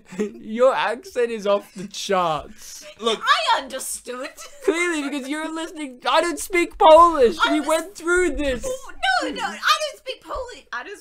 I don't speak Polish either. Look, gypsy lady, gypsy was- lady, I was gypsy paying- lady. Go I on. was paying attention to the context. Did you pay attention to the context of the gypsy? But Bartek doesn't always use context in this show. alright, I'll give you some context. I'll explain the big question. Why do I know that it stands for deoxyribonucleic acid? Because that's what I had for dinner last night. No, Ryan. That would not be very filling. No, it's because of my friend Joel. Oh, tell me more about Joel. Is he a good friend with Josh? Is he the boyfriend of Josh? No. Joel's straight. He's got a girlfriend. Was he the one you saw this movie with? Was he the one in the relationship? No. Oh, So That was Brandon and his girlfriend at the time, Chelsea. not together now. I don't think so. Was it because of this movie? I haven't seen them for a very long time. Maybe you should ask them both. Was it the strain of disagreeing whether this movie was a genius piece of work or just a Twilight piece of work? Which is also genius, by the way. Yes. But you were saying Joel, he taught you. Yeah, Joel told me. He's the kind of guy who Teaches you science. kind of Peter Jennifer's the science guy of my group, but he was the kind of guy who back in school Wait, he Peter just, Jennifer. yeah. That was his name. What? Peter Jennifer. That's what I called him last week, and you didn't seem to have a confusion about that. Wait, his last name's Jennifer? What? Is his last name Jennifer? I want to say Who? happy birthday. I to thought you Jennifer. said his name was Peter Oh, Peter Jennifer. Go on. I'm yeah. talking about our guest from the Baby's Day Out episode. Yes, Peter Jennifer. He's the science guy, but yeah. Look, all I'm just trying to say is that my friend Joel just like to repeat facts. Oh, I like to do that too. Fun fact, the movie's still on. In case you're wondering, is the movie still going? Yeah, it is. Why aren't we talking about it? Because, well, you know, we're only an hour into it and a lot has not happened. Yeah, we've only got half an There's hour been one wolf attack that we've seen on screen. left. Yep. And she's been accused of being a witch, and that's about it, really. You know, one thing that really did shock me, and this is based on my experience alone, is To the core. when I saw the movie in cinemas, I remembered that she didn't really feel like the Little Red Riding Hood character until really late in the movie, which I think it would be that church scene where she's got the basket and stuff. And over the past 5 years, I've just had a dissonance with my memory of this movie that she didn't wear the red hood until near the end. No, you're wrong. And I was completely wrong. It was introduced early on, and she wore it a lot as soon as it was introduced. So There's a question I can't wait to ask you at the end of this movie. Oh, wait, it's yeah. Prudence, not Rose. It's Roxanne. No, No, Roxanne. Roxanne's the Roxanne was sister the one- whose brother died. Roxanne was the one that rotted out. We've already talked about how, like, Roxanne in freaking Moulin Rouge I in was this about show. to say, we did that last week. So, Rachel, bring it on in. Bring it on into home. So what about this scene really communicates to you? Is it the way it's filmed? Yes, I do like the use of POV from her inside of the mask, and also a lot of close-ups. This film is very fascinated with the eyes, and that motif is clearly communicated during this scene, as is the duality of what this character is presenting to Valerie. Ooh, Valerie.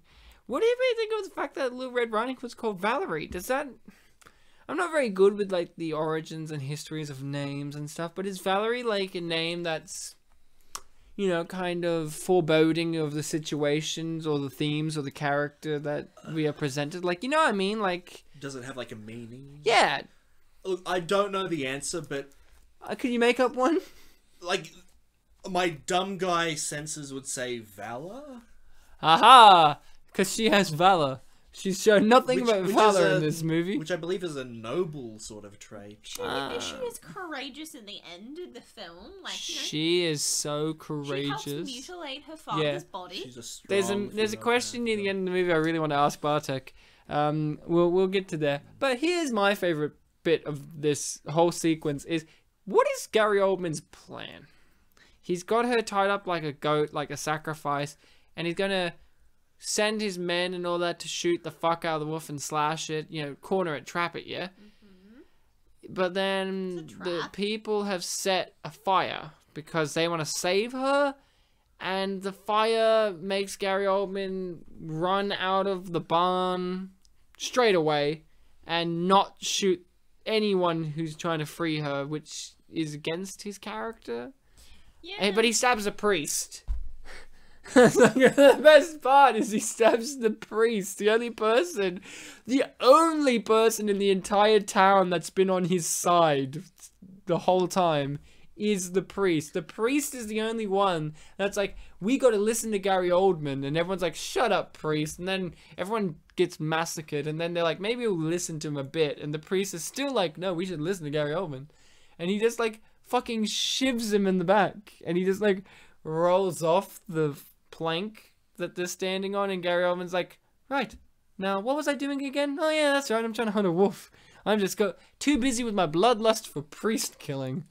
See, he doesn't immediately go. He's sending other people out. Yeah, to put the fire out. He's sending all of his dudes out there. Yeah. The ladder he went down was rather spiky, Ryan. Is that probably It was a tree. part of the conspiracy? It was a The tree. tower has been established as Look, spiky. where's Gary now? Where's Gary now? He could just shoot an arrow at this fucking It dude. looks a bit like Hayden Christensen in the You- third Star Wars movie. Revenge of the Sith. Look, Yeah. he's just still watching. in the tower. He's still watching. The smoke's in the way, so we can't get a clear shot. Look, that's a sex hay they had before. Don't you like how they reuse sets? Soft hay, Ryan. What about They me? Are didn't- you from they my didn't- country club? They didn't get to the sex. They didn't. Are you from my country club? Soft hay, Ryan. So, yeah. So, this is the part of the movie in which they are escaping, and the whole plan is her, the dad, and the two boys are going to meet up and escape in the woods. No, No, the dad's involved. Yeah, he helped them with the plan, but he's now locked up. So he's Is the not dad meeting locked up? them. Oh, he got Yes. thrown in. Yeah, but no, in As the a original plan. precaution. In the original plan, is that in the original plan when he No, gets locked up? Like Henry just mentions the fact that 'Cause this the doesn't other go to guy plan. is meant to meet him. Yeah, but Yes, this does not go to plan, right? I didn't- Oh, priest dead, Was sliced. his name Peter? The other guy? Who, the Yes, priest? yes, it is. Yeah. It is Peter. Cause it's Mary, a Peter, reference and to a Noah Paul. story. Mary, Peter, and Paul. No. So, this is my understanding of the plan, right? They all meet up and ride out of town, and would be the wolf's plan, right? Wolf it up, murder the two fuckers, and then bite his own daughter. That would be a great plan.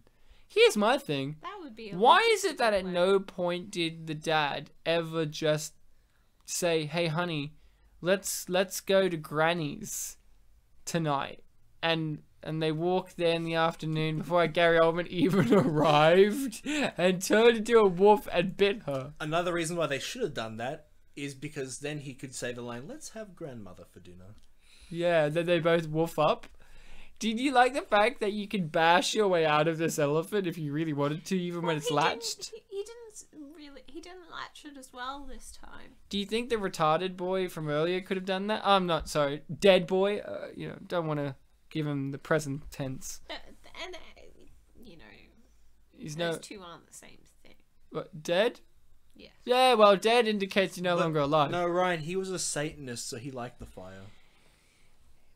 He was singing. Remember? Oh, he was singing and he was speaking in tongues. That's Satan. Don't you like that, Bartek?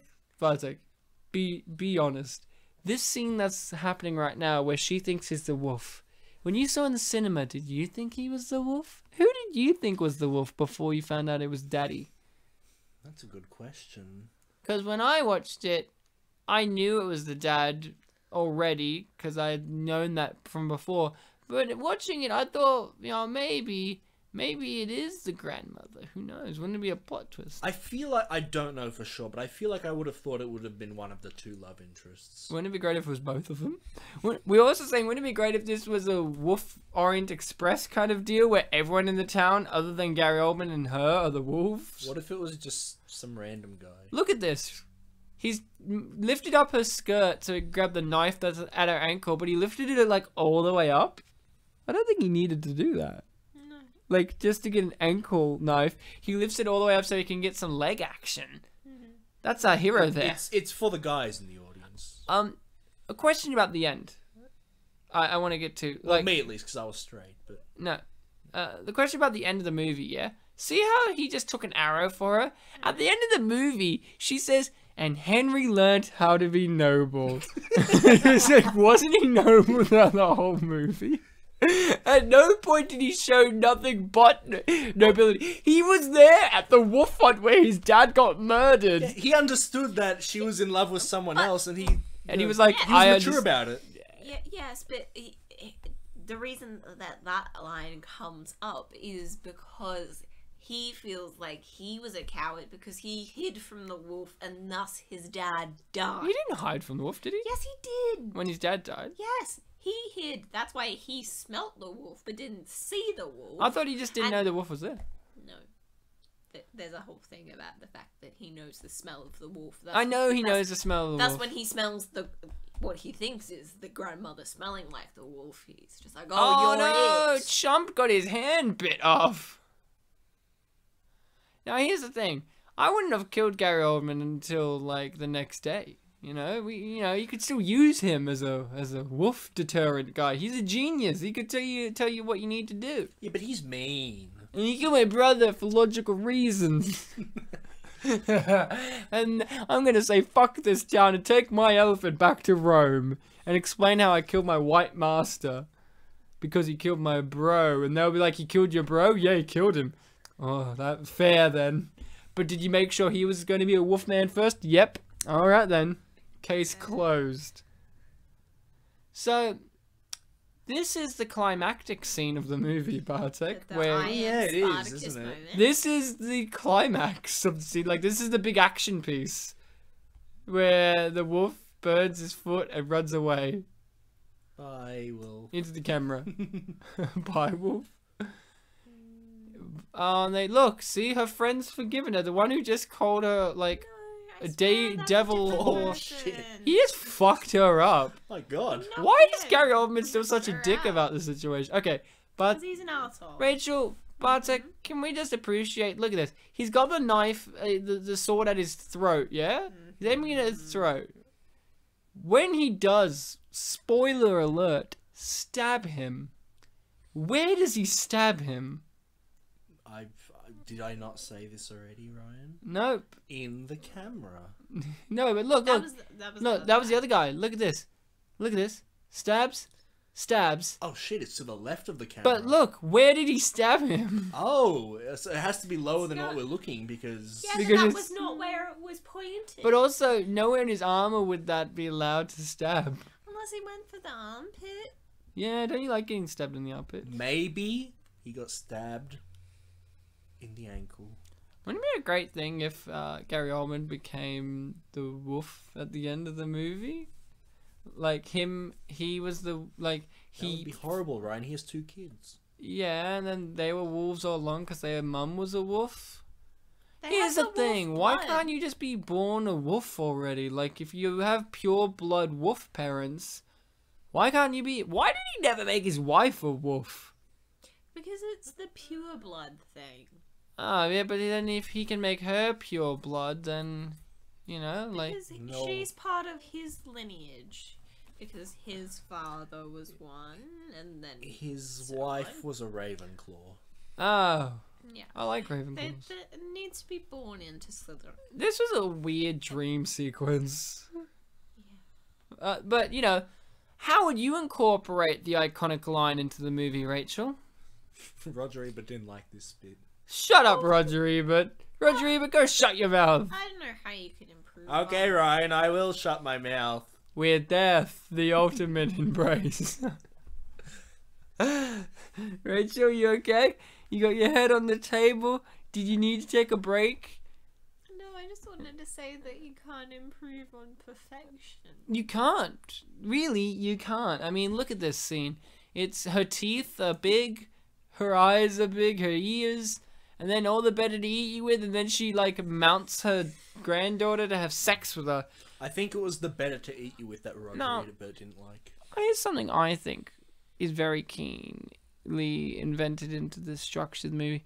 The thing about Red Riding Hood is there is that sexual promiscuity about the character. Many have stated, oh, she was a whore or a call girl or whatever. Like red being a whore's color and all that. those edgy theories. All those edgy theories. I feel like this movie really tackles those with like the great sexual repression of the main characters, because each character really, including the wolf, really all their situations would be solved, all their tensions, all their hatreds, all their anger in Gary Oldman would be solved if they just had a nice good fuck. I mean, really, all the woodsman wants to do is have the right to fuck her. And all she wants to do is have the right to fuck him. And then all the rich guy wants is to fuck her. And pretty much everyone just wants to fuck each other. And I think that's noble. It's very much social commentary. Social commentary on our times. Hmm. Look, she's there praying. Especially the whole telling her what not to do. That's very Yeah, it's this ultra, restrictive environment.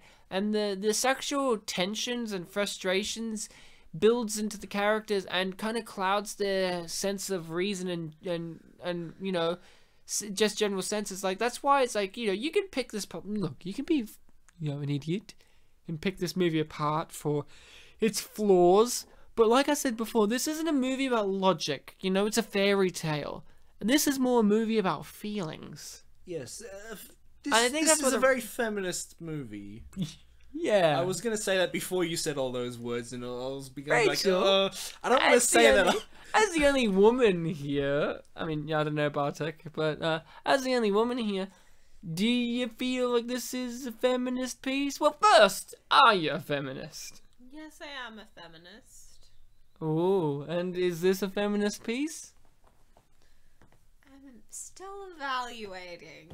Well, so you know it's a good feminist piece when you need to evaluate it. Keep in mind I know that it doesn't pass the Bechdel test. What do you mean it does? Those Doesn't other it? girl characters didn't talk about boys. they talked about themselves. They talked about themselves. They were And the wolf. when they talked about how it was They talked about She's a her- witch. how it was romantic. She's a witch and her sister's dead. Leave her alone. Yeah, like that. No, I don't remember this. You don't remember. I don't remember this. Rachel, when in doubt, just make something up. Are you guys making up that scene? No. What? No, we're When not. did they talk about? When the sister's dead body is laying in the house. Yeah, when they're talking. They're like they're talking about about how the it dead was sister. romantic that she died She died for her love For- of Henry. for love. It's talking about a man still. Hey, hold on. What about the scene where the one that you liked with the mask thing? What about that? That was about the two of them. Yes, it is, and they both have names, so yes, it does pass it. What about the gypsy woman? Does she have a name? Does she have lines? She's got an amazing face for performance. Like she is amazing, reminds but me of- relevant. At You the know moment. that? You know that classic? I think it's like National Geographic or one of those magazines where it's like that picture of that. Is it Middle Eastern or The woman with the beautiful with the green woman eyes. with the beautiful eyes, where she's like, you know, where she's wearing, you know, a headscarf or something, and she's just looking at it. That's pretty much. You want to know where that woman went 40 years later? This movie. Like, just that sorrowful look. And now is the time for Granny Stew. Oh, Bartek, did you put this together when you watched it? No. That's grandma? No. Do you notice now? So the stew is grandma because she's like, alright, she eats it, and it's all weird and clumpy and there was bone matter, and she's like, what is this? Does not And then look- grandma stops talking, and it's daddy. It doesn't look nearly as appealing as Grandma's actual stew that she was served the day before and did not eat. So my favorite little thing is he actually says that he murdered her, right? But I loved her. If you loved her, Bartek, Yeah? if you had to murder your grandmother because she found, Well, I mean no, your no, mother, she's your my mother, mother. so your mother, because she found out you were a werewolf, would you? What? You'd murder her, yeah? We'll say that. But then would you Moot point. murder her, chop her up, and turn her into a stew to feed your daughter? Yeah, because Because that's what you do for love, He could right? have said, like, That's could have Granny. just not mentioned the stew. He could have just not made Granny into a stew for a Yeah, start. he could have not mutilated his mother's body. could have- So, wait, big question, would you? I mean, he could have just grounded his mum. Just like, you stay in this room and think about what you've done. And that would solve the problem. She wouldn't be doing anything 'cause she's grounded. Got me Wouldn't there. it be great if that was possible? See, right? It's another, wouldn't it be great? But no, would you do that to your mum? Ground her up into a stew to feed to your daughter.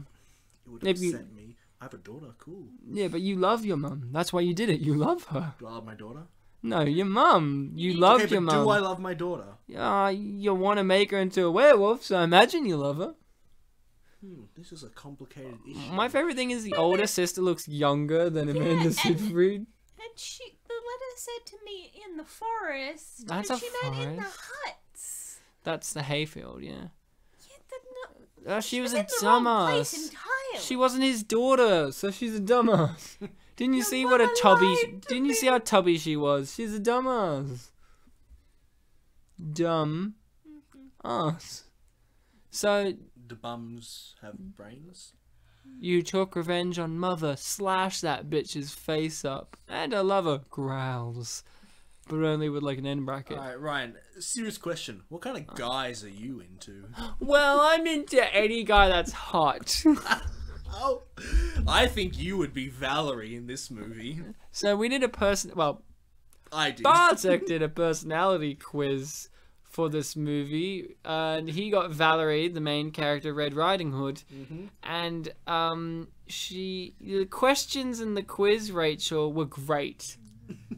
They were what was it? What kind of guy would you like? Yeah. And they were just like, you know, two of the answers have the word pretty. tall, dark, pretty, handsome, Breaks the rules is really cool and stuff. tall, blonde, blue-haired rich guy, or any guy that's hot. Or like well-behaved and will do what you say. Or something Any like guy that. that's hot. And then it's just like, I wonder which one gets you Gary Oldman character. And which answer to that question do you have to give? And I'm like, any guy that's hot, because Gary Oldman don't discriminate. Except for, no, any guy that's not with Satan would be his answer. When we're done with this movie and we've done reviews, we should find that thing and just read some of the questions. It's a gift. It's a gift. My father gave me, and where did he get it? Okay, so where does werewolfism come from, Rachel? It's not established. It's just established. No, I mean in that our history. it's a lineage. I'm not really sure of the mythological. Rachel, are you sure that you don't know anything about werewolves? I know a decent bit about werewolves in their current state and the different opinions and laws surrounding them. Yeah, fair enough. So, werewolves, I think, came from Red Riding Hood, because this is a true story. This is a story told in time and time again. And look at this.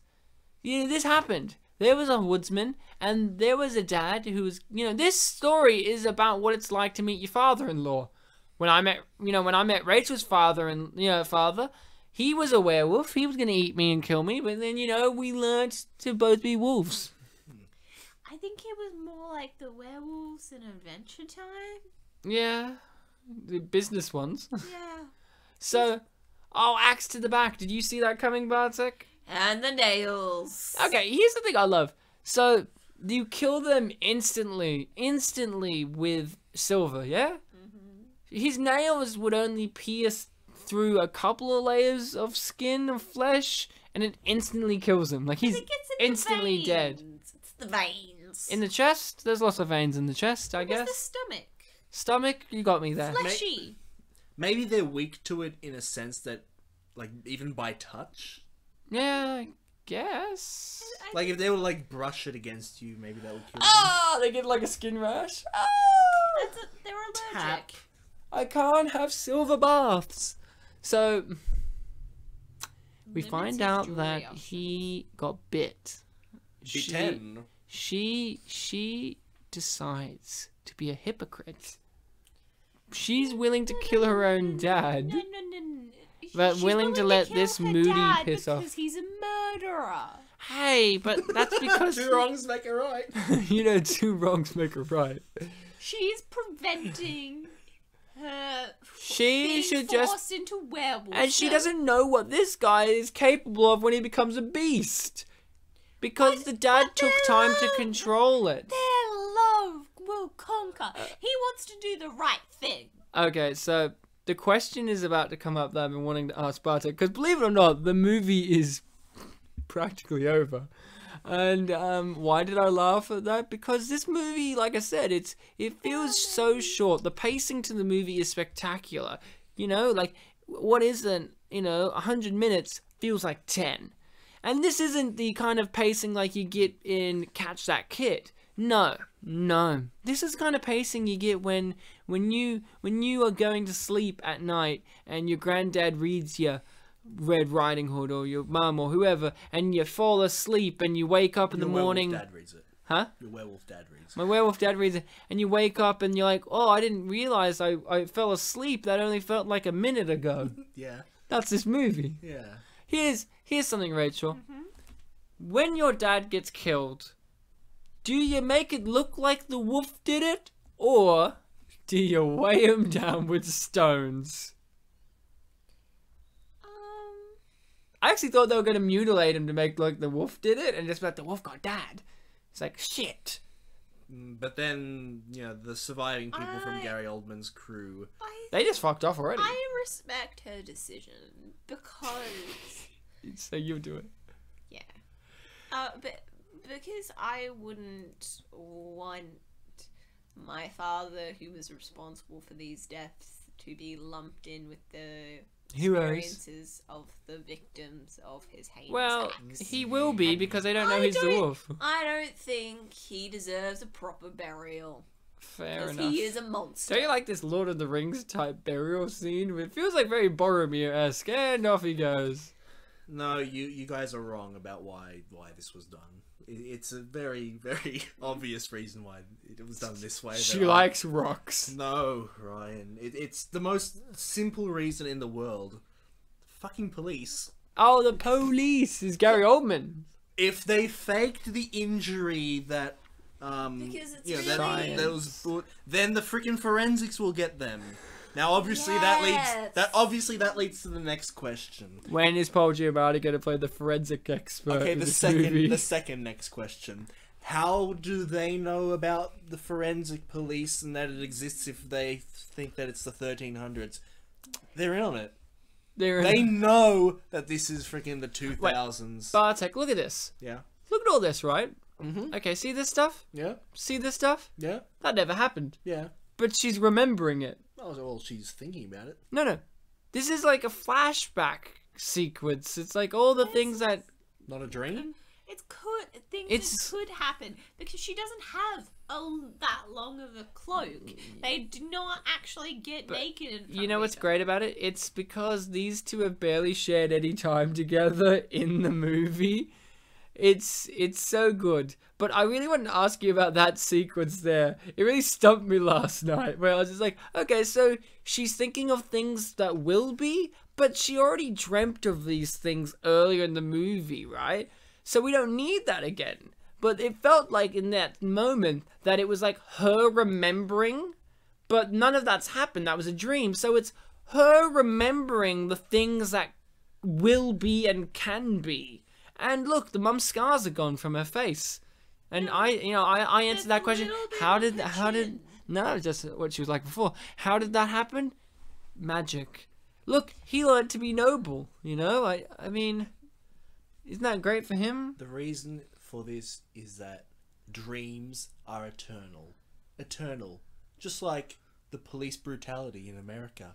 Did you know that 10 people die every day thanks to police brutality? We must stop the police! This whole episode was just a PSA leading up to Blue our Lives social Matter. commentary. Blue Lives Matter, even though I was just demonizing them, but Hashtag Blue all lives lives matter. don't matter? I don't know. So she has a cat now. Where did that come from? I Bartek, got- you're a big fan of I cats. was very happy in that one shot. in a way that you would never I expect him to literally be. flashed back to Bewitched when I watched that. Bewitched. Literally flashback. Like, literally a flashback happened. Like, but it was of things that never happened, but things I that had- could have been. I had a very, very long red cloak. And I had a wolf boyfriend Yes. who I tamed. It was Josh. Meow. Henry found his courage. This is great. And what was the name of the guy who learnt nothing in that other movie, The Wedding Date? Oh, yeah. I can't remember. I remember Eddie learned nothing. Yeah. Randomly, I like for no apparent reasons, at the end our subtitles have just caught up to things that have happened. Like, Yeah, I know, they were when on he point was- throughout the whole movie. When he but was now... when he was riding the horse, I'm like, she's talking about how noble he is. Where's the subtitles? Oh, Where well. are the subtitles? So, that was the film. This has a very angelic ending. Bartek, I don't know if you get this reference, but really, I feel like you could play the theme song to the TV show Charmed over this, and it would look like the opening to the TV show Charmed. What's the song to that? Where it's, you know, life's never gonna be that way? No, I don't know. But, you know, if you're a fan of Charmed, maybe you'll get the reference. We Like all the love owl. Charmed. Huh? I like the owl that was. I like the things that never happened. You know what else? You know what else would be decent for this sequence? What? The theme song to The Room. These scenes are part of the 3-hour director cut. I and they really think there's a actually 3-hour have director fun. cut out there where it's like she gets where it's like her grandmother just went fucking nuts with the knitting and just went longer, and the dad's just like, no wonder she didn't notice I was a werewolf. You can She was see- too busy knitting. And you can see in the Yeah, background. especially when it's not a knitted cloak. All right, Rachel. Not knitted. Let's hear your review and rating. No. Well, when she extended it, that she knitted, but Thank you, the original, Bartek. the original, it wasn't knitted. It was sewn. But there's no seam line in the trail of the coat. I don't know. I'm not there, Rachel. You see it in the end. Look! Wardrobe supervisors, they did it. Fuck you, Kelly. She's set costumers. So how did they do it, Rachel? Why did they Magic, I guess. Magic. They Magic. needed 4 people to cut. This is our best episode. Yeah? People to cut You costumes. think? Yeah. Why do you say that? Because it's really good. Thanks, man. So, Vote of confidence. if you think it's our best episode, Yeah. feel free to give us a 5-star and review on iTunes. It really will help us out. Holy, that guy's name. Zbigniew. I thought you were talking about Joel Wist. So, Rachel, Skulltop? I'll give I a... like Skulltop. I'm going to give a quick review and a rating out of my choice. This movie is a monument to cinema. Bartek just said it. This is one of our best episodes. You know why? It's because it's one of the best movies ever made. Every movie we do on this show technically is the best movie ever made. And why is that? Well, it's because they're a special breed of movie. I said it earlier, this movie really embodies what all the other ones do as well. Well, that would be nice. Attitude. Even though it's dark and brooding, and yes, it's directed by the woman who did Twilight, and yes, there are no emotions outside of Gary Oldman and all of his crew, but that's all in design. You've heard this with people who argue that for Twilight as well, but it is true. The lack of emotion is by design. The lack of emotion makes this an emotional experience. I've said it several times that this isn't a thinking movie. This isn't one where they use the rules of logic. They use the rules of the heart. They use the rules of feeling it out. You know, they could have done Judge, Judy, and Executioner on how to get the wolf, but they felt how to get the wolf. And did they get it in the end? Yeah, they got him in the end. And they felt about it. This movie could be Red Riding Feels. This movie is not only just a movie, but an experience. I recommend that you do check out the 2011 one, because it is great. And it's a great thing that it's a standalone movie. Yeah, there could be a sequel to it. Yeah, they could have made a franchise out of this, but I really appreciate that this is designed to be a standalone movie. I never got the feeling that it was trying to lead up to be more than anything but a one-off. And that's all we need with this movie. But hey, if there was another one, we will be there in the front row. Won't we, guys? Yes. If I had to give this movie a rating, if I have to, Bartek, if I had to, I would give this movie... Oh, we've said a lot of things. If I had to give it one, I would give it a simple rating of the heart. I give this movie 5 heartbeats out of 5. Because the heart is the thing that represents feelings. The heart is eternal. Rachel, Yes. why is that a laughter? I was actually laughing by the fact that you look like you hit her. He did hit me, Oh. in fact.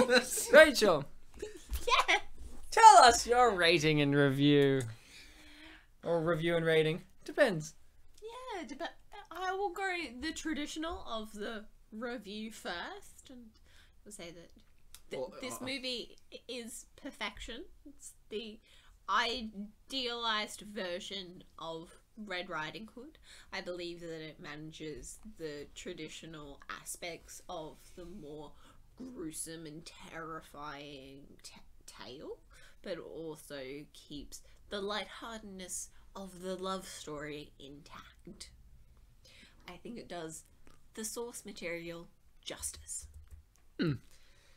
Emotional. And rating of your choice? I think I'm gonna go 3 soft Hey Ryans out of 5. That's a good Hey review. Ryan. Hey Ryan. Hey Ryan. I shouldn't have said Ryan, but you know. Hey Ryan. Hey Ryan. So Bartek, let's hear from you. All right, you guys are right. This movie was definitely emotional, and you know my emotional response to it is this movie was not fucking around, guys. This movie showed that story of Red Riding Hood, but they made it serious. You know why? It's in the title, guys. Oh no, sorry, it's not in the title, guys. They got rid of that word "little." Yeah. And they didn't need to tell you, oh, Big Riding Hood or Edgy Riding Hood or Super Red Riding Hood. I would watch those movies though. Yeah, you know, it would be like the Super Nintendo game, Super Red Riding Hood. No, this is just Red Riding Hood. It's the story at its core. You can think back to, I mentioned before, there are many different interpretations. There's the one that you probably heard as a kid. There was the Asian ones, there was ones from other European countries. And it's like, yeah, we'll just take the meat of it. The things that really mattered. The love story between the two boys. Jesus. The girl and the two boys. All the things that really mattered. And like you said, Ryan, it's of the heart. It's just pure. And it just gives you everything that you need. I'm getting a bit tongue-tied because my emotions are just getting to me. It is an emotional movie. Like, I haven't cried yet, but I feel it in my heart. That may be a medical condition. Yeah, it's just... You would cry at this movie, but I just feel so pumped, you know? Great. You pumped, so what's your rating? If I had to give this movie a rating, Can it I be would... heart-related? I had a rating, but it's not heart-related. Go on. This movie, I give it permission to take my keys. Not just play with them. Well, So, Ryan, in case you didn't notice, I opened it up so that I if you want to noticed. do it live. So we're gonna For do I'm your- gonna do a personality quiz for this movie. I'm gonna read them out and get the answers. Yeah. Okay, so number 1 is, what is your favorite color out of these 3? Red, yellow, green. I'm gonna go with green. Oh, there are 7 questions, by the way, 7 guys. as in Deadly Sins. Yep, and it's which character from the movie Red Riding Hood If 2011. your best friend just broke up with her boyfriend and you liked him, you would 1, go out with him, 2, comfort your friend and try and get them together, C, make him jealous. I like how you switched the ordering. Yeah. Like I'm 1, gonna 2, go- and C. I'm gonna go with option B, comfort him. Also known as 2. So far, you're saying the exact same things that I did. Oh shit, I'm gonna go with go out with him just to be spiteful. Do it honestly, please. Alright, go out with him. You are pretty, but a quiet person, but a quiet person, but people still notice and want you even if you're taken. Wrong Euro, by the way, yeah. Oh, sorry. Average looking and shy. Pretty, but needs a lot of attention. I'm pretty and need a lot of attention. You do need a lot of attention. If you had the chance to save your whole town, you would run. Die. Save your town no matter what happened to yourself. I'm gonna go with die. If you heard an animal's voice in your head, you would freak out like a little baby. Cry and think you were insane. Listen and obey what it's telling you to do. I think I'm gonna cry and think I was insane. Don't answer question infinity, go to the next. Oh, what? Why can't I go to infinity? Because the infinity's from the website, it's finding like your definition. So, you like boys that are brave, dark, and mysterious, like to break the rules, and is extremely handsome and loves you dearly. Here's something. Just before we go on, did the dark-haired guy even like breaking the rules? He seemed like to abide by them. If anything, he could have just dated her and said "fuck you" to the mum, but he abided. He broke Gary Oldman's rules. Fine. Blonde, blue eyes, kind of shy, and listens to whatever he's told to do. Any guy who's hot. I'm gonna go with any guy. Established this answer. If your family member was a evil werewolf, you would leave them be and never speak of it, go insane and run away from home, or destroy them because you know it's for the greater good. I like how none of them is become one with. No. I'm gonna go insane and run away from home. Well, you've already died. Yeah, I've already done. Well, this is before. Submit my answer. I hope I get Gary Oldman. Hope, hope, hope. What could it be? I got Rose, who Rachel really liked. No, it was Prudence that I liked. Which one's Rose? You're a Rose pretty was good the friend, one- but even but if given the chance, you might steal your friend's boyfriends. You are giggly and don't pay a lot of attention. Rose is the one that dances with him. Prudence is the other one. Is Rose the one that was like, you're gonna die now? And that No, that's Prudence. Prudence has no prudence. So, let's get to the reviews from IMDb. That was a little detour, but it was a fun one. The first review is a 7-star one. Yeah, that's right. 7 stars from IMDb review board. It's called Little Red Riding Hood and the Crucible in an underrated film. Okay. Okay. Oh boy. The youngster, Valerie, Amanda, Seyfried, and Roy. They didn't put that. I'm just using the trope. Lives in the edge of a dark forest in the small village of Daggerhorn. Oh, that was its name? Brilliant. Yes. Is that a German name of a town? Maybe. Who knows? We'll keep going. Valerie uses to break the rule. Okay, I was shocked by something. It should have been Valerie used to break the rules, but it's Valerie uses to break the rules and is in love with the lumberjack Peter. However, her mother, Suzette, has promised her to a wealthy Henry Lazar. Oh, his name was Henry Lazar. I thought it was just like Henry the Czar. Oh. The villagers have a pact with the wolves. Don't pay a lot of attention. The villagers have a pact. Excuse me. The villagers have a pact with the wolves, as in several, offering pigs and other animals to them in the full moons. Moons. What's all this plural? When Valerie's older sister, Lucy, I like that. Thanks. Who has a crush on Henry, is slaughtered by a wolf. One of the many. The villagers decide to chase the animal in its lair. However, Henry's father is killed by the wolf, but the animal is murdered and decapitated by the Reeve. Oh, I didn't know that character had a name. Cool. By the Reeve. But when the werewolf hunter, Father Solomon, arrives in the village, he advises that the werewolf is one of the locals. Now the dwellers have to face another threat. Red Riding Hood is a combination of Little Red Riding Hood and The Crucible, and the result is uneven with good and bad points. But anyway, this film is underrated in IMDb. The best this film can offer is certainly the wonderful cinematography. The story and screenplay open the possibility of suspecting of several villagers of being the werewolf, but the real one. The poor side is the acting of the histrionic, they actually wrote, sorry, the histrionic Gary Oldman, and the wooden, how do you pronounce this guy's name? Shiloh? Is he Shiloh? Shiloh or Shiloh? We're gonna go Shiloh, because that's Shakespeare.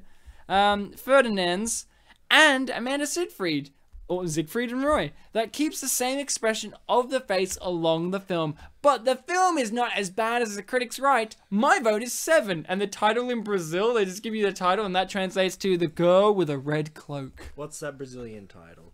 A Garota da Capa Vermelha. Look, I don't speak Brazilian, but I bet that someone we do know will tell you that you're wrong. Also, his last name is Fernandez, not Ferdinand's. Ah, come on. 2-star review, Rachel.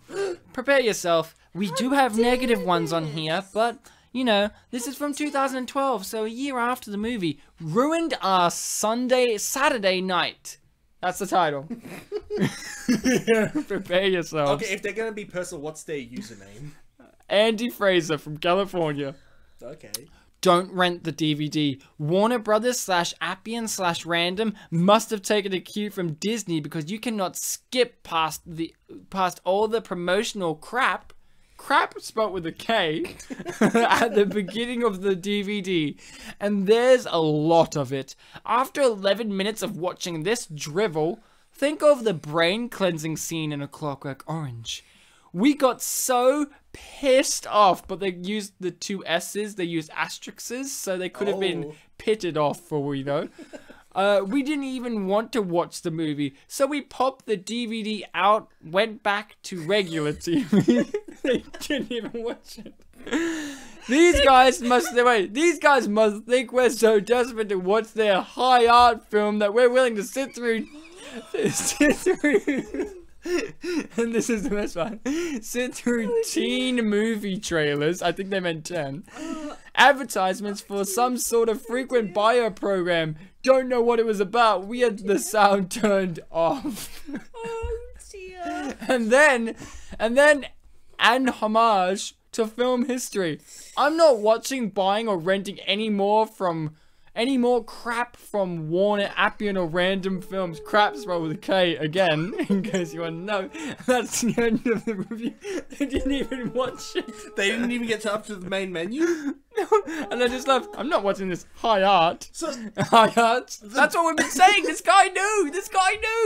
So the big question is, why 2 stars? Why not 1? Because they tried. Because you give 1 star at least for there was a movie. Maybe. No, the logic is they give 1 star because they really hated the experience, but they do have to give it another star because, well, there is a movie that was made.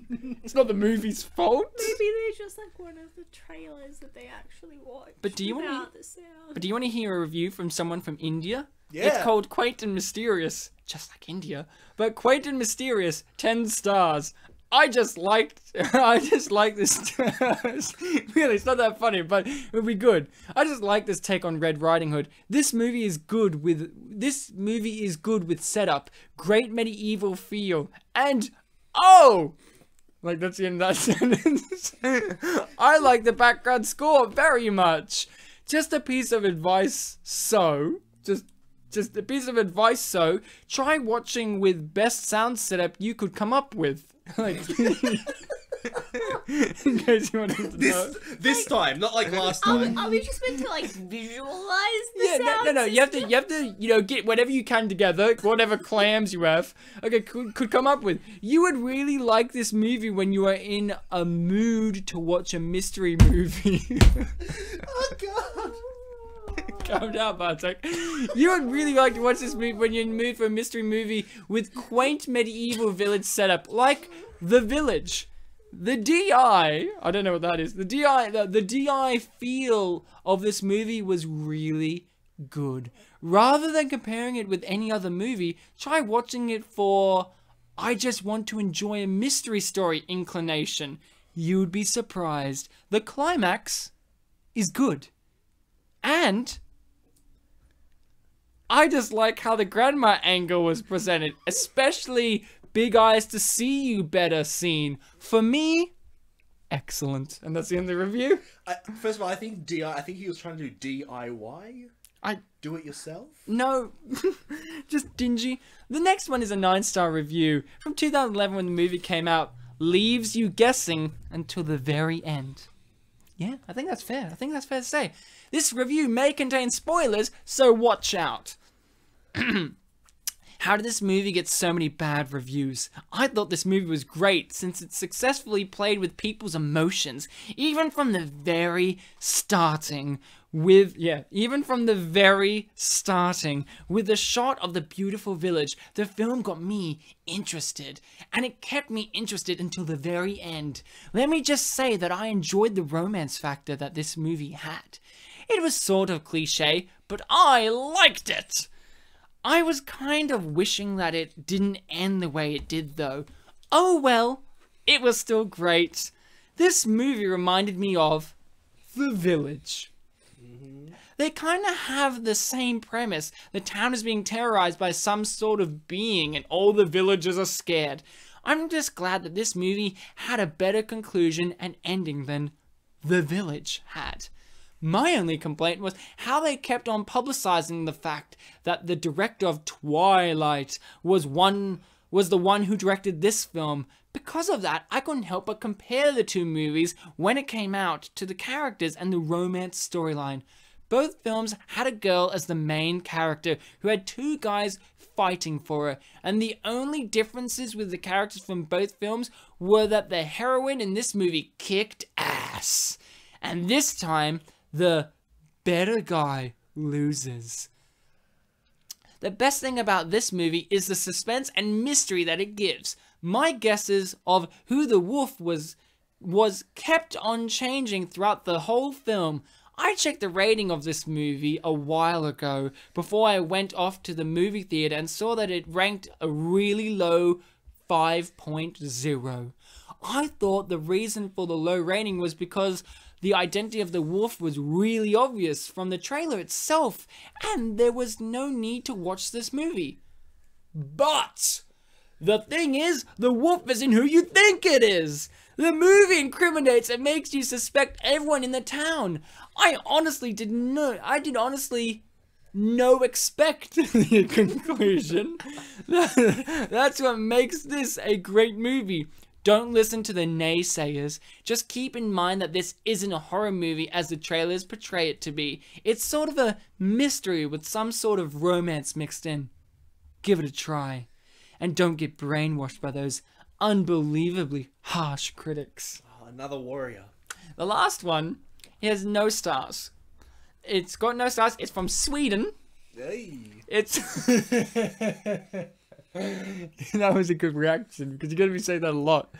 It said its review is called 2 words. Is that the title? Yeah, 2 words. Oh, okay. We have 2 words for movies like this in Sweden. Okay, we have 2 words for movies like this in Sweden. Now remember, I don't speak Swedish, but we have 2 words for movies like this in Sweden. Sugar multipong. I think that's pretty good. Sugar multipong. Sugar multipong. I'm gonna not do it like... That sounds too Asian, I don't know. Sugar multipong. It means it's not even bad. It's worse than that. Oh. I mean, what is this? in the whole, what is this? This is an old beloved European folklore gone to La Hollywood to suit the generation who fell for the Twilight Saga. 2 handsome guys and a girl stuck in the middle of some sensual scenes, some cool special effects, some heavy music, and a setting that might resemble the old European medieval architecture. The acting is a bit so-so. Can't really complain about that, but is dragged down by the rest of the junk. The special effects are well made, but that's about it. And the movie relies a bit too much on that, instead of, example, writing a well-considered story. The way they dress is vaguely based on the old clothes, but not good enough for making it feel real. How many had red silk dresses in poor medieval village in the 11th century? And why are they walking around in silk and thin clothes and short-armed clothes in the middle of winter? Everything and anything from the way they cut a tree, come on, where is the 2-man saw? To how they built, to how the houses were built. Everything was just a mishmash of cliches of what Americans might think the old European medieval must have been like. No. I mean, no. The biggest murder is on a story that I used to love as a kid, and they ruined it. Please be warned. Don't expect too much of this. That's the end of the review. Well, that confirms it right there. It's a European story. So, that's it. That's all the reviews from IMDb. I really loved all of them. They all had a little special little place in my heart. That one from India, man. That was like the most base movie watching experience instruction. Yeah. Like, make sure you use the best sound system you have. And No, put together the put best together sounds. the best. That's what made you laugh. It was like, imagine you going, shit, I'm going to actually put together a sound system for this. Mum, where are the pliers? You know, and then your mum rocks up and she's like, oh, we've got this leftover boombox left, add it in. So that was Red Riding Hood 2011, the cinematic classic. I'm very glad that we here got to discuss it with you guys and to actually just bring up a movie like this. You know, this month during October, we are talking about movies like this. We've already done Wolf Creek 2. This one had a wolf in it. Will the next one? Who knows? I'm playing a game where you play as a wolf right now. He is a wolf. He's very hairy. Yeah. This month we're trying to do more kind of, movies in line with your, October, Halloween feel. Ones that are scary, horror, thrillers, supernatural, all these kind of ones that kind of lean towards the darker side of the human world. And that may involve monsters. Depending on our theory of what Mick Taylor is, you could say that they're all like dark fantasy. Dark fantasies with romance chucked in. And what did that last one say? Stuck between scenes of romance or something? Yeah. So, you guys have been fantastic, amazing, wonderful listening people. And you guys can even be better if you like. You don't have to, but it would be helpful. We do a lot of work here, and I'm not saying that you don't by listening. If you've made it this far, congratulations. But you could do a bit more. You could give us a 5-star review, or, a good rating review, or whatever. You could leave us a comment or shit one. We won't mind. Give us a review. Just increase the numbers. Just increase it. And, we have a Facebook page, Spit and Polish Presents, and yeah, you can comment on some of the posts there. If we have a post that is for recommendations of movies for the show, because, hey, we may not have done this movie. There are movies out there that we don't know about because, hey, we can't know every unappreciated masterpiece. There's reasons why they're unappreciated. We referenced one that we wouldn't have known about if not for a dear man named Nathan in this episode. Exactly. So, feel free. Rachel, you have been a fantastic guest, of course, and Bartek, it is always a pleasure to co-host with you. Same, right back. Both those points I agree with. As always, remember to be kind to each other. Yes, do that. Alright. I concur. Yeah. So this is the ending part. I have to say something weird. Or I could. I don't know. Could be a race. Hey, Who can say the weirdest... You're leaving me out of the race? No, we're gonna do it. Who can say the weirdest thing in 3, 2, 1... Don't touch my keys! Tokugawa was not the first shogun. It was me, the Joker. Boom, boom, bang.